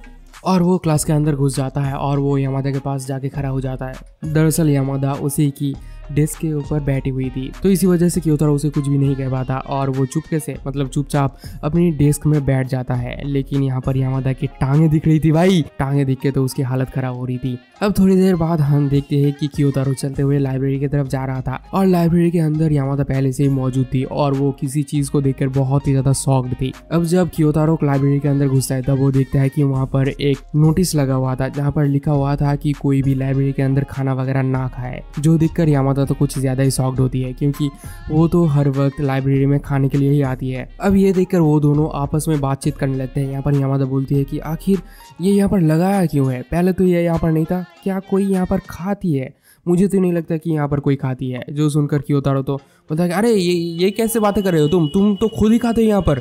तो यामादा ये बात सुनकर हंसने लगती है और वो बोलती है कि शायद किसी को पता है कि मैं यहाँ पर बैठ के खाना खाती हूँ, नहीं तो ये नोटिस यहाँ पर क्यों लगाया हुआ होगा। अब यहाँ पर क्योतारो एक एक करके सभी लोगों के नाम लेने लगता है कि किस किस को पता है कि यामादा यहाँ पर लाइब्रेरी के अंदर आकर खाता है। तो यहाँ पर यामादा बोलती है कि अरे ऐसे करोगे तो बहुत सारे नाम आ जाएंगे सामने, तो क्योंकि बहुत सारे स्टूडेंट्स वगैरह इस लाइब्रेरी के अंदर आते रहते हैं। तो अब यामादा ये सजेस्ट करता है कि चलो हम लोग दरअसल टीचर से ही जाके पूछ लेते हैं कि आखिर ये नोटिस यहाँ पर लगाया क्यों है। तो क्योतारो भी बोलता है कि हाँ ये आइडिया सही है। अब वो दोनों ऑफिस रूम की तरफ जाते हुए इन सब चीज़ों के बारे में बातें कर रहे थे और फाइनली वो लोग पहुंच जाते हैं ऑफिस रूम में। और ऑफिस रूम में पहुंचने के बाद यामादा टीचर से पूछती है कि उस नोटिस को वहाँ पर टंगाने का मतलब वहाँ पर लगाने का मतलब क्या है। तो यहाँ पर वो टीचर अपनी पॉकेट से एक चॉकलेट का रैपर निकाल के उन लोगों को दिखाते हुए ये बोलती है कि ये देखो प्रूफ, कोई ना कोई तो लाइब्रेरी के अंदर कुछ ना कुछ तो खा रहा होता है और अगर मैं इसको टॉलरेट कर दूंगा तो सभी लोग आकर लाइब्रेरी के अंदर खाने लगेंगे और मैं ये बिल्कुल भी नहीं कर सकती। और इसी वजह से ही वो नोटिस बोर्ड वहाँ पर लगाया गया है। और ये बात सुनने के बाद वहाँ पर बहुत ही ज्यादा खामोशी छा जाती है और अगले ही पल हमें यामादा की चेहरे को दिखाया जाता है जो कि बहुत ही ज्यादा डरावना दिख रहा था, बहुत ही ज्यादा क्रीपी दिख रहा था। ये देखकर मुझे तो मोमो गेम की याद आ गई। क्या तुम्हें पता है मोमो गेम? कमेंट में बताना। मतलब वो यहाँ पर बहुत ही ज़्यादा डरी हुई थी। अब सीन दोबारा से लाइब्रेरी में शिफ्ट होती है जहाँ पर यामादा और क्योतारो दोनों ही आमने सामने बैठे हुए थे। यहाँ पर यामादा अपनी मर्डर वाली इंसाइक्लोपीडिया पढ़ते हुए ये सोच रहा था कि इसका मतलब आज का दिन यामादा की इस लाइब्रेरी में आखिरी दिन है क्योंकि यहाँ पर तो खाना मना है और अगर यहाँ पर खाना मना है तो यामादा के पास और कोई रीज़न नहीं है इस लाइब्रेरी में आने का और वो अब कभी भी इस लाइब्रेरी में नहीं आएगा और यही आखिरी दिन है उसके साथ मेरा। और वो ये सब कुछ सोच रहा था कि तभी वो देखता है कि सामने बैठी हुई यामादा अपनी जेब में से अपनी बैग में से एक चॉकलेट की पैकेट निकालती है और निकालने के साथ साथ ही वो चॉकलेट वगैरह खाने लगती है और वो ये बोलती है कि हाँ मुझे पता है कि यहाँ पर खाना मना है लेकिन सिर्फ और सिर्फ एक रैपर से कुछ भी नहीं बदलने वाला। और वो बहुत ही मज़े से खाने लगती है। तभी हम देखते हैं कि पीछे से मतलब क्योतारो भी ये देखता है कि पीछे से लाइब्रेरियन धीरे धीरे करके आने लगती है, जो देखकर क्योतारो तो बहुत ही ज़्यादा चौंकाना हो जाता है और यहाँ पर स्लो मोशन में धीरे धीरे करके टाइम बीतने लगता है। यहाँ पर क्योतारो बहुत ही ज़्यादा जल्दी से अपनी किताब को रखता है उस चॉकलेट की पैकेट के ऊपर और बहुत ही जल्दी से स्लो मोशन में जाकर यामादा के हाथ को पकड़ लेता है ताकि लाइब्रेरियन की नज़रों में वो चॉकलेट ना गिरे। और वो उसके हाथ को पकड़ लेता है जो वो लाइब्रेरियन देख लेती है, जो देखकर वो करके वहाँ से निकल जाती है। तभी यामादा देखती है कि उसके हाथ में वो जो चॉकलेट था वो बिल्कुल पूरी तरीके से मेल्ट हो चुकी है। और यहाँ पर कियोतारो भी वो बोलती है कि दरअसल मैं इसलिए किया है ताकि लाइब्रेरियन तुम्हें वो चॉकलेट खाते हुए ना देख ले। और फिर कियोतारो यहाँ पर उसे सॉरी वगैरह कहने लगता है, लेकिन यामातो बोलती है कि चले जाओ यहाँ से। और फिर कियोतारो वहाँ से जाने लगता है, लेकिन जाते वक्त जब वो दरवाजे पे पहुँचता है तब वो दरवाजे से ही यामातो को डेडिकेट करके ये कहता है कि तुम्हें शायद लाइब्रेरी में स्नैक्स वगैरह नहीं खाना चाहिए। और इतना कहते ही वो दरवाजे से बाहर आ जाता है और अपनी दिमाग में सोचने लगता है कि ये सब तो होना ही था एक ना एक दिन। और इतना सोचते ही वो वहाँ से चला जाता है। लेकिन दूसरा दिन वो देखता है कि यामातो पहले से ही उस लाइब्रेरी के अंदर मौजूद थी और वो वहाँ पर बैठ के पढ़ाई वगैरह कर रही थी, जो देखकर कियोतारो के साथ साथ मैं भी बहुत ज़्यादा शॉक्ड हो चुका था। और यामातो कियोतारो को देखकर ये बोलती है कि मैंने सोचा कि क्यों ना मैं अपनी होमवर्क को कर लूँ यहाँ पर। और जब कियोतारो यामातो के पास पहुँचता है तब वो देखता है कि वो अपनी नोटबुक के नीचे चॉकलेट रख के खा रही थी, जो देखकर कियोतारो ये अपनी दिमाग में ये बोलता है कि हाँ, यामातो कभी भी नहीं सुधरने वाली।